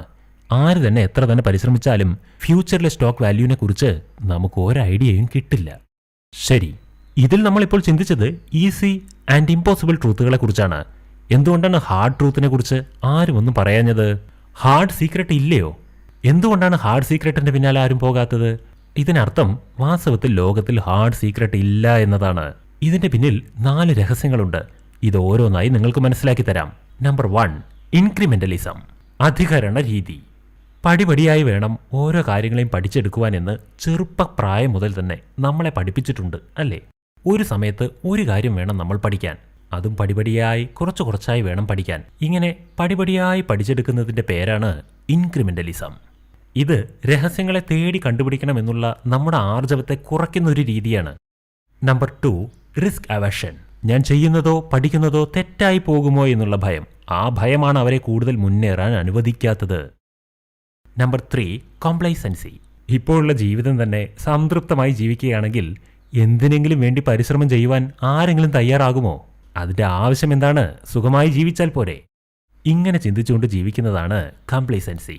നമ്പർ 4, ഫ്ലാറ്റ്നെസ്, സമനില. ലോകത്തിലുള്ള എല്ലാവരും ഈ ലോകത്തെ മത്സരങ്ങൾ നിറഞ്ഞ ഒരു മത്സരവേദിയായാണ് കാണുന്നത്. അതായത് ഈ ലോകത്തെ ഫ്ലാറ്റായിട്ടാണ് എല്ലാവരും മനസ്സിൽ കാണുന്നത്. ഈ ലോകത്തിലുള്ള രഹസ്യങ്ങളെ കണ്ടുപിടിക്കണമെന്ന് എല്ലാവർക്കും ആഗ്രഹമൊക്കെ ഉണ്ടായേക്കാം. എന്നാൽ ഒരു വിചിത്രമായ ചോദ്യം ഇങ്ങനെ രഹസ്യങ്ങൾ കണ്ടുപിടിക്കുന്നവരുടെ ഉള്ളിൽ ഉണ്ടാകാറുണ്ട്. അതായത്, ഞാൻ കണ്ടുപിടിക്കുവാൻ വേണ്ടി ശ്രമിക്കുന്ന ഈ കാര്യത്തെ ഈ വിശാലമായ ലോകത്തിലെ ഏതോ ഒരു മൂലയിലെ ഏതോ ഒരു മനുഷ്യൻ ഓൾറെഡി കണ്ടുപിടിച്ചിട്ടുണ്ടെങ്കിലോ? ഇങ്ങനെ ഒരു ചിന്താഗതി ഉള്ളിൽ വന്നു കഴിഞ്ഞാൽ മതി, നമ്മൾക്ക് സീക്രട്ട് കണ്ടുപിടിക്കണം എന്നുള്ള ആഗ്രഹം പതുക്കെ ഇല്ലാതെയാകാൻ തുടങ്ങും. ഇത്തരത്തിലുള്ള എല്ലാ ഇലൂഷനുകളും മറികടന്ന് സീക്രട്ടുകളെ തേടുന്നതിന് ഒരു വഴിയുണ്ട്. അതാണ് ഓപ്പൺ മൈൻഡഡ്നെസ് ആൻഡ് ഇൻട്രസ്റ്റ്. പഠിച്ചെടുക്കണമെന്നുള്ള ഒരാർജവവും പരിശ്രമിക്കുവാൻ വേണ്ടിയുള്ള ഒരു കരുത്തുമുണ്ടായാൽ മതി. തീർച്ചയായും ഒരാൾക്ക് ഹാർഡ് സീക്രട്ടുകളെ കണ്ടുപിടിക്കുവാൻ കഴിയും. ഈ ലോകത്തിൽ പ്രത്യേകിച്ച് വലിയ രഹസ്യങ്ങളൊന്നുമില്ല എന്ന് വിചാരിക്കുന്നവരും ഉണ്ടായിരിക്കും. എന്നാൽ അത് സത്യമല്ല.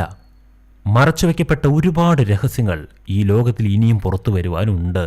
ഒരു രഹസ്യത്തിന്റെ സ്വഭാവം എങ്ങനെയെന്ന് വെച്ചാൽ, നിങ്ങൾ തേടുകയാണെങ്കിൽ മാത്രമേ ആ രഹസ്യം നിങ്ങൾക്ക് മുന്നിൽ തുറക്കപ്പെടുകയുള്ളൂ എന്നതാണ്.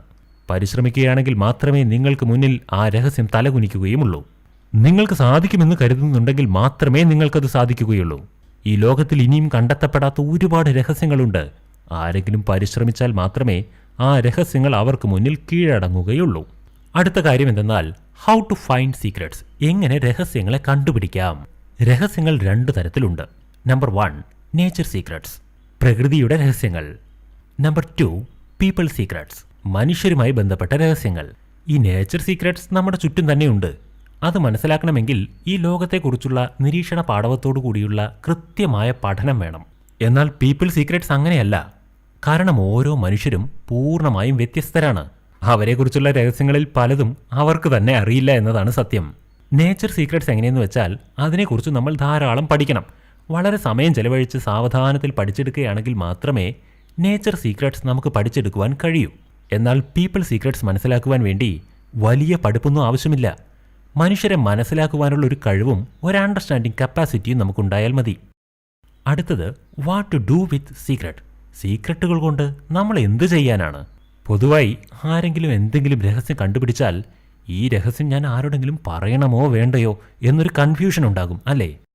എന്നോട് ചോദിക്കുകയാണെങ്കിൽ പൊതുവെ രഹസ്യങ്ങൾ കണ്ടെത്തിയാൽ അത് ആരോടും പറയാതിരിക്കുന്നതാണ് നല്ലത് എന്നാണ് ഞാൻ പറയുക. ആർക്കെങ്കിലും അത് അറിഞ്ഞിട്ട് വല്ല കാര്യവുമുണ്ടെങ്കിൽ അവരോട് മാത്രമേ അത് ഷെയർ ചെയ്യാവൂ. ബിസിനസ്സിലാണെങ്കിൽ ഇത് വളരെ ഇമ്പോർട്ടൻ്റ് ആയ കാര്യമാണ്. ബിസിനസ് പാർട്ട്നേഴ്സിനോടൊപ്പം മാത്രമേ ബിസിനസ്സിൻ്റെ രഹസ്യങ്ങൾ നമ്മൾ ഷെയർ ചെയ്യുവാനേ പാടൂ. ഒരു കമ്പനി ഉണ്ടായി വരുന്നതിന് പിന്നിൽ ഒരുപാട് രഹസ്യങ്ങൾ ഉണ്ടായിരിക്കും. എന്നാൽ ആ രഹസ്യങ്ങളെല്ലാം തന്നെ കമ്പനിയെ വളർത്തുന്നതിൻ്റെ പ്രധാന ഘടകങ്ങളുമായിരിക്കും. ചാപ്റ്റർ നമ്പർ 9, ഫൗണ്ടേഷൻസ്, അതായത് അടിത്തറ. ഒരു കെട്ടിടം ശക്തമായിരിക്കണമെങ്കിൽ ആദ്യം അതിൻ്റെ അടിത്തറ ശക്തമായിരിക്കണം എന്ന് നമ്മൾ കേട്ടിട്ടുണ്ടല്ലോ. അതാണ് സത്യം.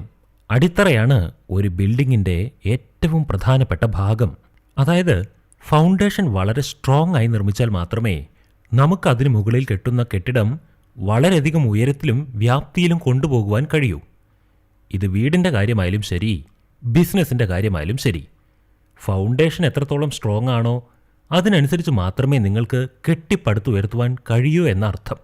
ബിസിനസ് മേഖലയിൽ നമ്മൾ നോക്കുകയാണെങ്കിൽ ഓരോരോ കമ്പനികൾക്കും അതിൻ്റേതായ ഒരു തനതായ സ്വഭാവം ഉണ്ടായിരിക്കും. എന്നാൽ ഒരു ബിസിനസ് ആരംഭിക്കുന്നതിന് മുമ്പ് ആരംഭത്തിൽ ചില കാര്യങ്ങൾ വളരെ കൃത്യമായിരിക്കണം. അതായത് ഒരു ബിസിനസ്സിന് ആവശ്യമായിട്ടുള്ള ഐഡിയകൾ, പ്ലാനുകൾ, ബിസിനസ് ചെയ്യാൻ പോകുന്നത് എവിടെയാണ് എന്നുള്ള നിശ്ചയം, അതുപോലെ ബിസിനസ്സിന് തന്നോടൊപ്പം കൂടുന്ന പാർട്ട്നേഴ്സ് ആരായിരിക്കും, ഇതിനെക്കുറിച്ചെല്ലാം നമ്മൾ വളരെയധികം ചിന്തിച്ച് തീരുമാനങ്ങൾ എടുക്കേണ്ടതാണ്. ഇതൊരു സ്റ്റാർട്ടപ്പ് കമ്പനിക്ക് വളരെ ഇമ്പോർട്ടൻ്റ് ആയിട്ടുള്ള കാര്യമാണ്. ഒരു സ്റ്റാർട്ടപ്പ് കമ്പനിയിലേക്ക് നിങ്ങൾ പ്രവേശിക്കുമ്പോൾ ഇതെല്ലാം വളരെ ചിന്തിച്ചു മാത്രം തീരുമാനിക്കേണ്ട കാര്യങ്ങളുമാണ്. എന്തുകൊണ്ടെന്നാൽ ഒരു സ്റ്റാർട്ടപ്പ് കമ്പനി തുടക്കത്തിൽ തന്നെ പൊളിഞ്ഞുപോയാൽ പിന്നെ അതിനെ നിവർത്തി വെച്ച് ശരിയാക്കി എടുക്കുക എന്നത് വളരെ ശ്രമകരമായ കാര്യമായിരിക്കും. അതുകൊണ്ടാണ് ഒരു സ്റ്റാർട്ടപ്പ് കമ്പനിയിൽ ഇതെല്ലാം വളരെ ചിന്തിച്ചു ചെയ്യണമെന്ന് പറയുന്നത്. അടുത്തത് പങ്കാളിയെ കണ്ടെത്തൽ. നിങ്ങൾക്ക് അനുയോജ്യമായ ബിസിനസ് പാർട്ട്ണർ ആരാണെന്ന് തിരഞ്ഞെടുക്കുന്നത് വളരെയധികം ശ്രദ്ധിച്ച് ചെയ്യേണ്ട ഒരു കാര്യമാണ്. ബിസിനസ് പാർട്ട്ണറിനെ തിരഞ്ഞെടുക്കുന്നത് ഒരു ലൈഫ് പാർട്ട്ണറിനെ തിരഞ്ഞെടുക്കുന്നതിന് തുല്യം തന്നെയാണ്. ഒരു ജീവിത പങ്കാളി ശരിയല്ലെങ്കിൽ തൻ്റെ ജീവിതം വളരെ വലിയ ശോചനീയമായ അവസ്ഥയിലേക്ക് പോകുന്നത് പോലെ ഒരു ബിസിനസ് പാർട്ട്ണർ ശരിയല്ലെങ്കിൽ ആ ബിസിനസിൻ്റെ ഗതി അധോഗതി തന്നെയായിരിക്കും. അതിനാൽ നിങ്ങളുടെ കമ്പനിയിൽ നിങ്ങളോടൊപ്പം ചേർന്ന് പ്രവർത്തിക്കാൻ പോകുന്ന ആ കോ ഫൗണ്ടറെ നിങ്ങൾ വളരെ ശ്രദ്ധയോടുകൂടി വേണം തിരഞ്ഞെടുക്കാൻ. 1999 എന്നോടൊപ്പം ഒരു ബിസിനസ് പാർട്ട്ണർ ഉണ്ടായിരുന്നു. അവരുടെ പേര് ലൂപ് നോസക്. പേപാലിന്റെ കോ ഫൗണ്ടർ ആയിരുന്നു അദ്ദേഹം. അദ്ദേഹവും മറ്റൊരു കോ ഫൗണ്ടറും ചേർന്ന് പുതിയൊരു സ്റ്റാർട്ടപ്പ് കമ്പനി ആരംഭിച്ചു. എന്നാൽ ആ കമ്പനി ശരിയായി മുന്നോട്ട് പോയില്ല. എന്തുകൊണ്ടാണ് മുന്നോട്ട് പോകാഞ്ഞതെന്നറിയാമോ? ലൂക്കിനും അദ്ദേഹത്തിന്റെ ആ കോ ഫൗണ്ടറിനും തമ്മിൽ സ്വരച്ചേർച്ച വളരെ കുറവായിരുന്നു. ഏതൊരു തീരുമാനങ്ങൾ എടുക്കേണ്ടി വരുമ്പോഴും അവർ തമ്മിൽ വളരെ വലിയ ശാഠ്യം പിടിക്കുമായിരുന്നു. കാരണം രണ്ടുപേരുടെയും ആശയങ്ങളും ചിന്താഗതികളും തികച്ചും എതിർ ധ്രുവത്തിലായിരുന്നു പ്രവർത്തിച്ചിരുന്നത്. ഇപ്പോൾ മനസ്സിലായോ നിങ്ങളുടെ കമ്പനിയുടെ ആ പാർട്ട്ണറിനെ നിങ്ങൾ എത്ര ശ്രദ്ധയോടെ തിരഞ്ഞെടുക്കണമെന്ന്? അതായത് ഒരു കമ്പനിയിലേക്ക് നിങ്ങൾ പാർട്ട്ണറായി തിരഞ്ഞെടുക്കുന്ന ആളെ വളരെ ബുദ്ധിമാനായി മാത്രം പരിഗണിച്ചാൽ പോരാ. അദ്ദേഹം ഒരു ബുദ്ധിമാൻ മാത്രമായാൽ പോരാ, നിങ്ങളോടൊപ്പം ചേർന്ന് പ്രവർത്തിക്കുവാൻ വേണ്ടിയിട്ടുള്ള ഒരു മനപ്പൊരുത്തം കൂടെ വേണമെന്ന് സത്യം.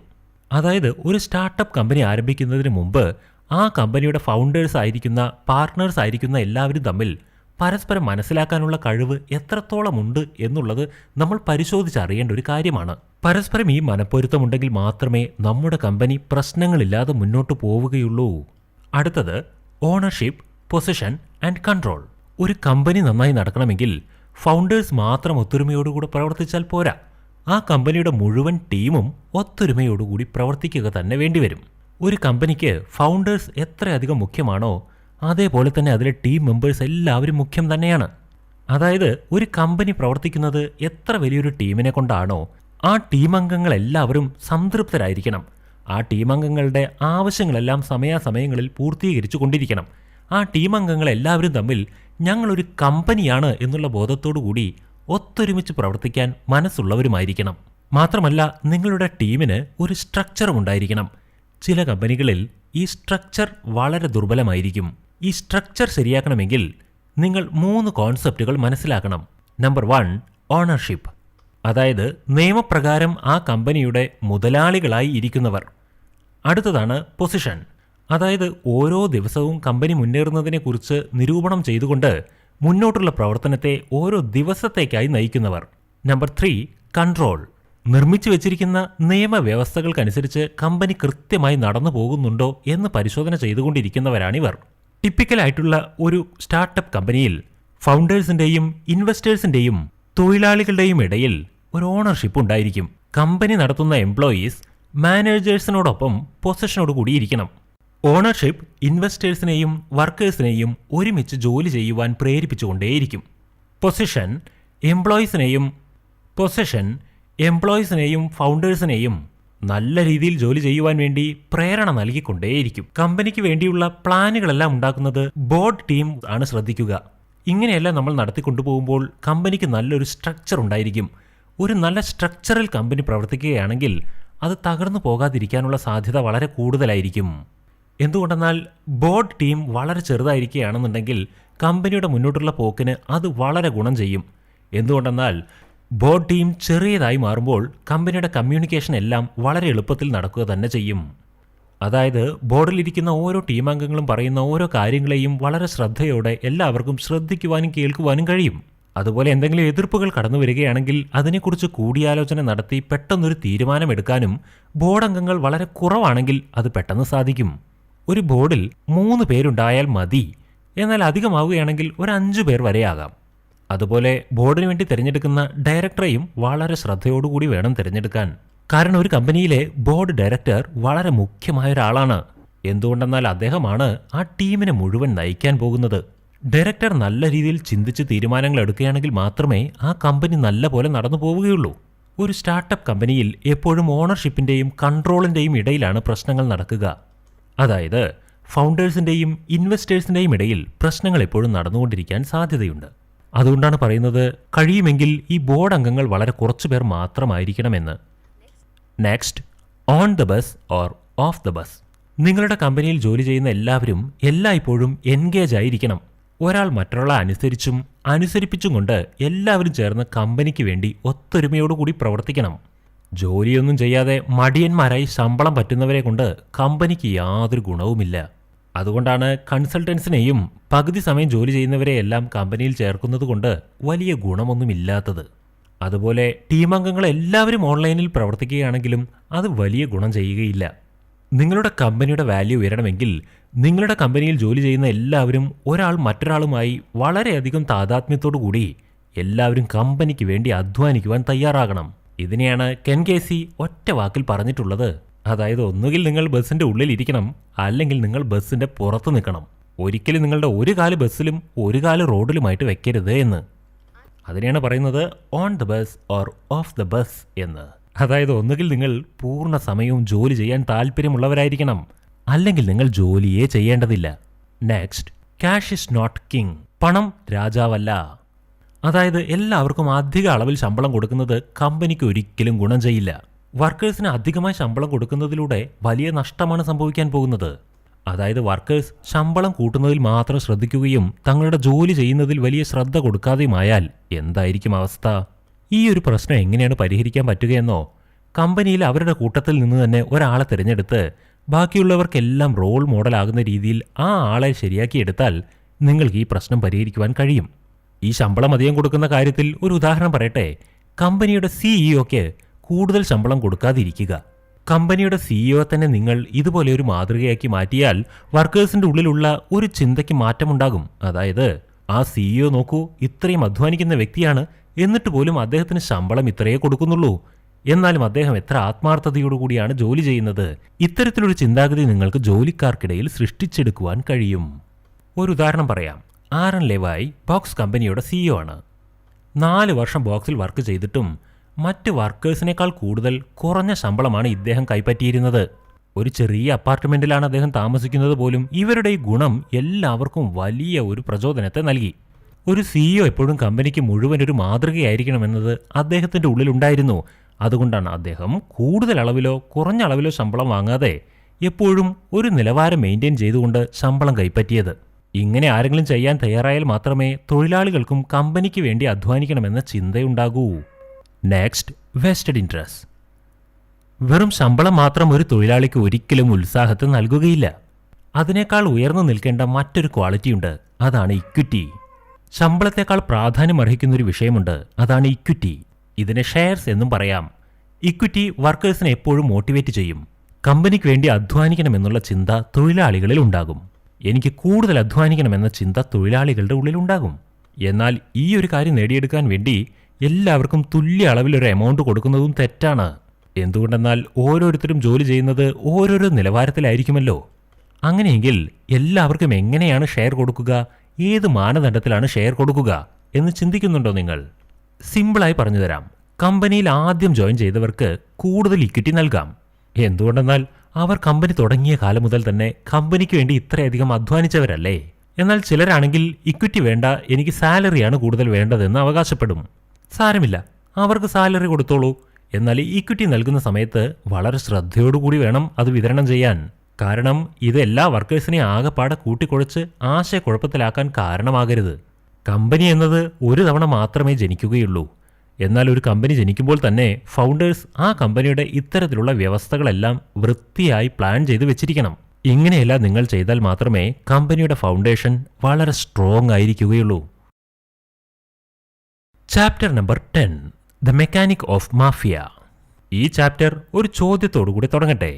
ഒരു കമ്പനിയുടെ കൾച്ചർ എങ്ങനെ ഉണ്ടായിരിക്കണമെന്നാണ് നിങ്ങൾ കരുതുന്നത്? തൊഴിലാളികൾക്ക് അവർ ചെയ്യുന്ന ജോലി ഇഷ്ടപ്പെടണം. അവർക്ക് ഓഫീസിൽ വരുന്നത് ഇഷ്ടമുള്ള കാര്യമായിരിക്കണം. ജോലി ചെയ്യുന്ന സ്ഥലം വളരെ നല്ലതായി അവർക്ക് അനുഭവപ്പെടണം. അവിടെ യോഗ ക്ലാസ്സുകളെല്ലാം നടക്കണം. അവിടെ വളർത്തു മൃഗങ്ങളെ പോലും അനുവദിക്കണം. ഒരു പിങ് പോങ് ടേബിളും ആകാം. ഇങ്ങനെയൊക്കെ ചെയ്താൽ മാത്രമേ ആ കമ്പനിയിലേക്ക് വരാൻ എല്ലാവർക്കും താല്പര്യമുണ്ടാകൂ. ചുരുക്കി പറയുകയാണെങ്കിൽ പല കമ്പനികളിലും ഈ ഒരു കൾച്ചർ കാണപ്പെടുന്നേയില്ല. എന്നാൽ മറ്റൊരു വശം പറയട്ടെ, കമ്പനിയിൽ കൾച്ചറിന് വേണ്ടി ഇതുപോലെ പ്രത്യേകിച്ചൊന്നും ചെയ്യേണ്ട ആവശ്യമില്ല. അവിടെ യോഗ ഉണ്ടാവേണ്ട ആവശ്യമില്ല, പിങ് പോങ് ടേബിളും ഉണ്ടാകേണ്ട ആവശ്യമില്ല. കമ്പനിയുടെ സ്ഥിരം നടക്കുന്ന കാര്യങ്ങൾ തന്നെ ഒരു കൾച്ചറിലൂടെ കൊണ്ടുപോകാൻ കഴിയുന്നതാണ്. ഈ ചാപ്റ്ററിൽ നമ്മൾ അത്തരത്തിൽ എങ്ങനെയാണ് കമ്പനിയെ കൾച്ചറിലൂടെ കൊണ്ടുപോവുക എന്നതിനെക്കുറിച്ചാണ് പറയാൻ പോകുന്നത്. ഇതിലാദ്യമായി പറയാൻ പോകുന്നത് ബിയോണ്ട് പ്രൊഫഷണലിസം, പ്രൊഫഷണലിസത്തിനും അതീതമായ ഒന്ന്. ഞാൻ ആദ്യമായി ഉണ്ടാക്കിയെടുത്തൊരു ചെറിയ ടീമാണ് ഇന്ന് പേപാൽ മാഫിയ ആയി മാറിയിരിക്കുന്നത്. ആ പേപാലിൽ ഉണ്ടായിരുന്ന പല കമ്പനികളും ഇന്ന് ലിങ്ക്ഡ്ഇൻ, യൂട്യൂബ് എന്നിങ്ങനെയുള്ള പല പല കമ്പനികളിലേക്ക് മാറിപ്പോവുകയും ചെയ്തു. അതുകൊണ്ടാണ് ഞാൻ അവരെ എല്ലാം ചേർത്ത് പേപാൽ മാഫിയ എന്ന് പറഞ്ഞത്. അതുകൊണ്ടാണ് വെറുതെ ജോലിക്ക് വേണ്ടി ആളെ കൂട്ടുക മാത്രം ചെയ്താൽ പോരാ എന്ന് ഞാൻ തീരുമാനമെടുത്തത്. എന്റെ കമ്പനിയിൽ ജോലി ചെയ്യുന്ന എല്ലാവരും ഓരോരുത്തരും തമ്മിൽ മനപ്പൊരുത്തത്തോടു കൂടി മുന്നോട്ട് പോകണമെന്ന് ഞാൻ വളരെയധികം ആഗ്രഹിച്ചിരുന്നു. അതുകൊണ്ട് എന്റെ കമ്പനിയിൽ ഒരു കൾച്ചർ ഡെവലപ്പ് ചെയ്യുവാൻ വേണ്ടി ഞാൻ ചെയ്തതെന്തെന്നോ, നല്ല സാമർഥ്യമുള്ളവരെ നോക്കി മാത്രം ജോലിക്ക് എടുക്കുക എന്ന കൾച്ചറിൽ നിന്നും ഞാനൊന്ന് മാറി ചിന്തിച്ചു. കഴിവും സാമർഥ്യമുള്ളവരെ മാത്രം നിയോഗിക്കുകയല്ല ഞാൻ ചെയ്തത്. എല്ലാവരോടൊപ്പം ഇഴുകിച്ചേർന്നു പോകാൻ കഴിവുള്ളവരെ കണ്ടെത്തി അവരെ നിയോഗിക്കുക എന്നതായിരുന്നു എൻ്റെ ലക്ഷ്യം. അതായത് എല്ലാവരോടൊപ്പവും ഒരുമിച്ച് പോകുവാനും കഴിയണം, എല്ലാവരോടൊപ്പവും സന്തോഷത്തോടുകൂടെ ജോലി ചെയ്യാനും കഴിയണം. ഇങ്ങനെയുള്ളവരെയാണ് ഞാൻ കമ്പനിയിലേക്ക് എടുക്കുക എന്ന് ഞാൻ തീരുമാനിച്ച കാര്യമായിരുന്നു. ഇങ്ങനൊരു ടീമുണ്ടെങ്കിൽ മാത്രമേ നിങ്ങളുടെ കമ്പനിക്ക് വിജയത്തെ നോക്കിക്കൊണ്ട് യാത്ര ചെയ്യുവാൻ പറ്റൂ. Next, recruiting കോൺസ്പിരേറ്റേഴ്സ്. റിക്രൂട്ടിംഗ് എന്നാൽ ജോലിക്ക് വേണ്ടി ആളെ ചേർക്കുന്ന കാര്യമാണ്. ഒരു കമ്പനിയെ സംബന്ധിച്ചിടത്തോളം റിക്രൂട്ടിംഗ് വളരെ ഇമ്പോർട്ടൻ്റ് ആയിട്ടുള്ളൊരു കാര്യമാണ്. ഓരോ തവണയും നിങ്ങളുടെ കമ്പനിയിലേക്ക് പുതിയ ആളുകളെ ചേർക്കുവാൻ വേണ്ടി റിക്രൂട്ട്മെന്റ് നടക്കുമ്പോൾ ചില ചോദ്യങ്ങൾ നിങ്ങൾ നിങ്ങളോട് തന്നെ ചോദിക്കേണ്ടതാണ്. എന്തിനാണ് ഇപ്പോൾ എൻ്റെ കമ്പനിയിലേക്ക് പുതിയ ജോലിക്കാരെ ഞാൻ ചേർക്കുന്നത്? ഈ ചോദ്യത്തിനുള്ള ഉത്തരം നിങ്ങളുടെ കമ്പനിയുടെ സ്വഭാവം എത്ര തനതായ സ്വഭാവമാണോ എന്നതിനനുസരിച്ചാണ് ഇരിക്കുന്നത്. എന്നാൽ പൊതുവെ ഈ ചോദ്യത്തിന് 2 തരത്തിലുള്ള ഉത്തരങ്ങൾ ഉള്ളിൽ നിന്ന് വന്നേക്കാം. 2 തരത്തിൽ നിങ്ങൾക്ക് എംപ്ലോയീസിനെ റിക്രൂട്ട് ചെയ്യാം. ഒന്ന്, നിങ്ങളുടെ കമ്പനിയുടെ പ്രത്യേകതകൾ വിവരിച്ചു കൊടുത്ത് അത് തൃപ്തിപ്പെടുകയാണെങ്കിൽ അത്തരത്തിലുള്ളവരെ നിങ്ങൾക്ക് റിക്രൂട്ട് ചെയ്തെടുക്കാം. മറ്റൊരു മാനദണ്ഡം എന്തെന്നാൽ ഈ കമ്പനിയിൽ വർക്ക് ചെയ്യുന്ന ടീമിന്റെ ഇൻട്രസ്റ്റ് എന്താണോ അതിനോട് താതാത്മ്യമുള്ള ഇൻട്രസ്റ്റ് ഉള്ള ആളെ ആയിരിക്കണം നമ്മൾ റിക്രൂട്ട് ചെയ്യേണ്ടത്. നിങ്ങൾക്കും നിങ്ങളുടെ ടീമിനും തമ്മിൽ ഒത്തൊരുമയില്ലെങ്കിൽ നിങ്ങൾക്ക് ഒരിക്കലും ഒത്തൊരുമയോടുകൂടെ മുന്നോട്ട് പോകുവാനോ സമാധാനത്തോടുകൂടി ജോലി ചെയ്യുവാനോ ലാഭം ഇരട്ടിപ്പിക്കുവാനോ കഴിയില്ല. ഇത്തരത്തിൽ നിങ്ങൾക്ക് വളരെ നല്ല ആളുകളെ റിക്രൂട്ട് ചെയ്തെടുക്കണമെങ്കിൽ 2 ചോദ്യങ്ങൾ ചോദിച്ചുകൊണ്ട് വേണം റിക്രൂട്ട് ചെയ്യാൻ.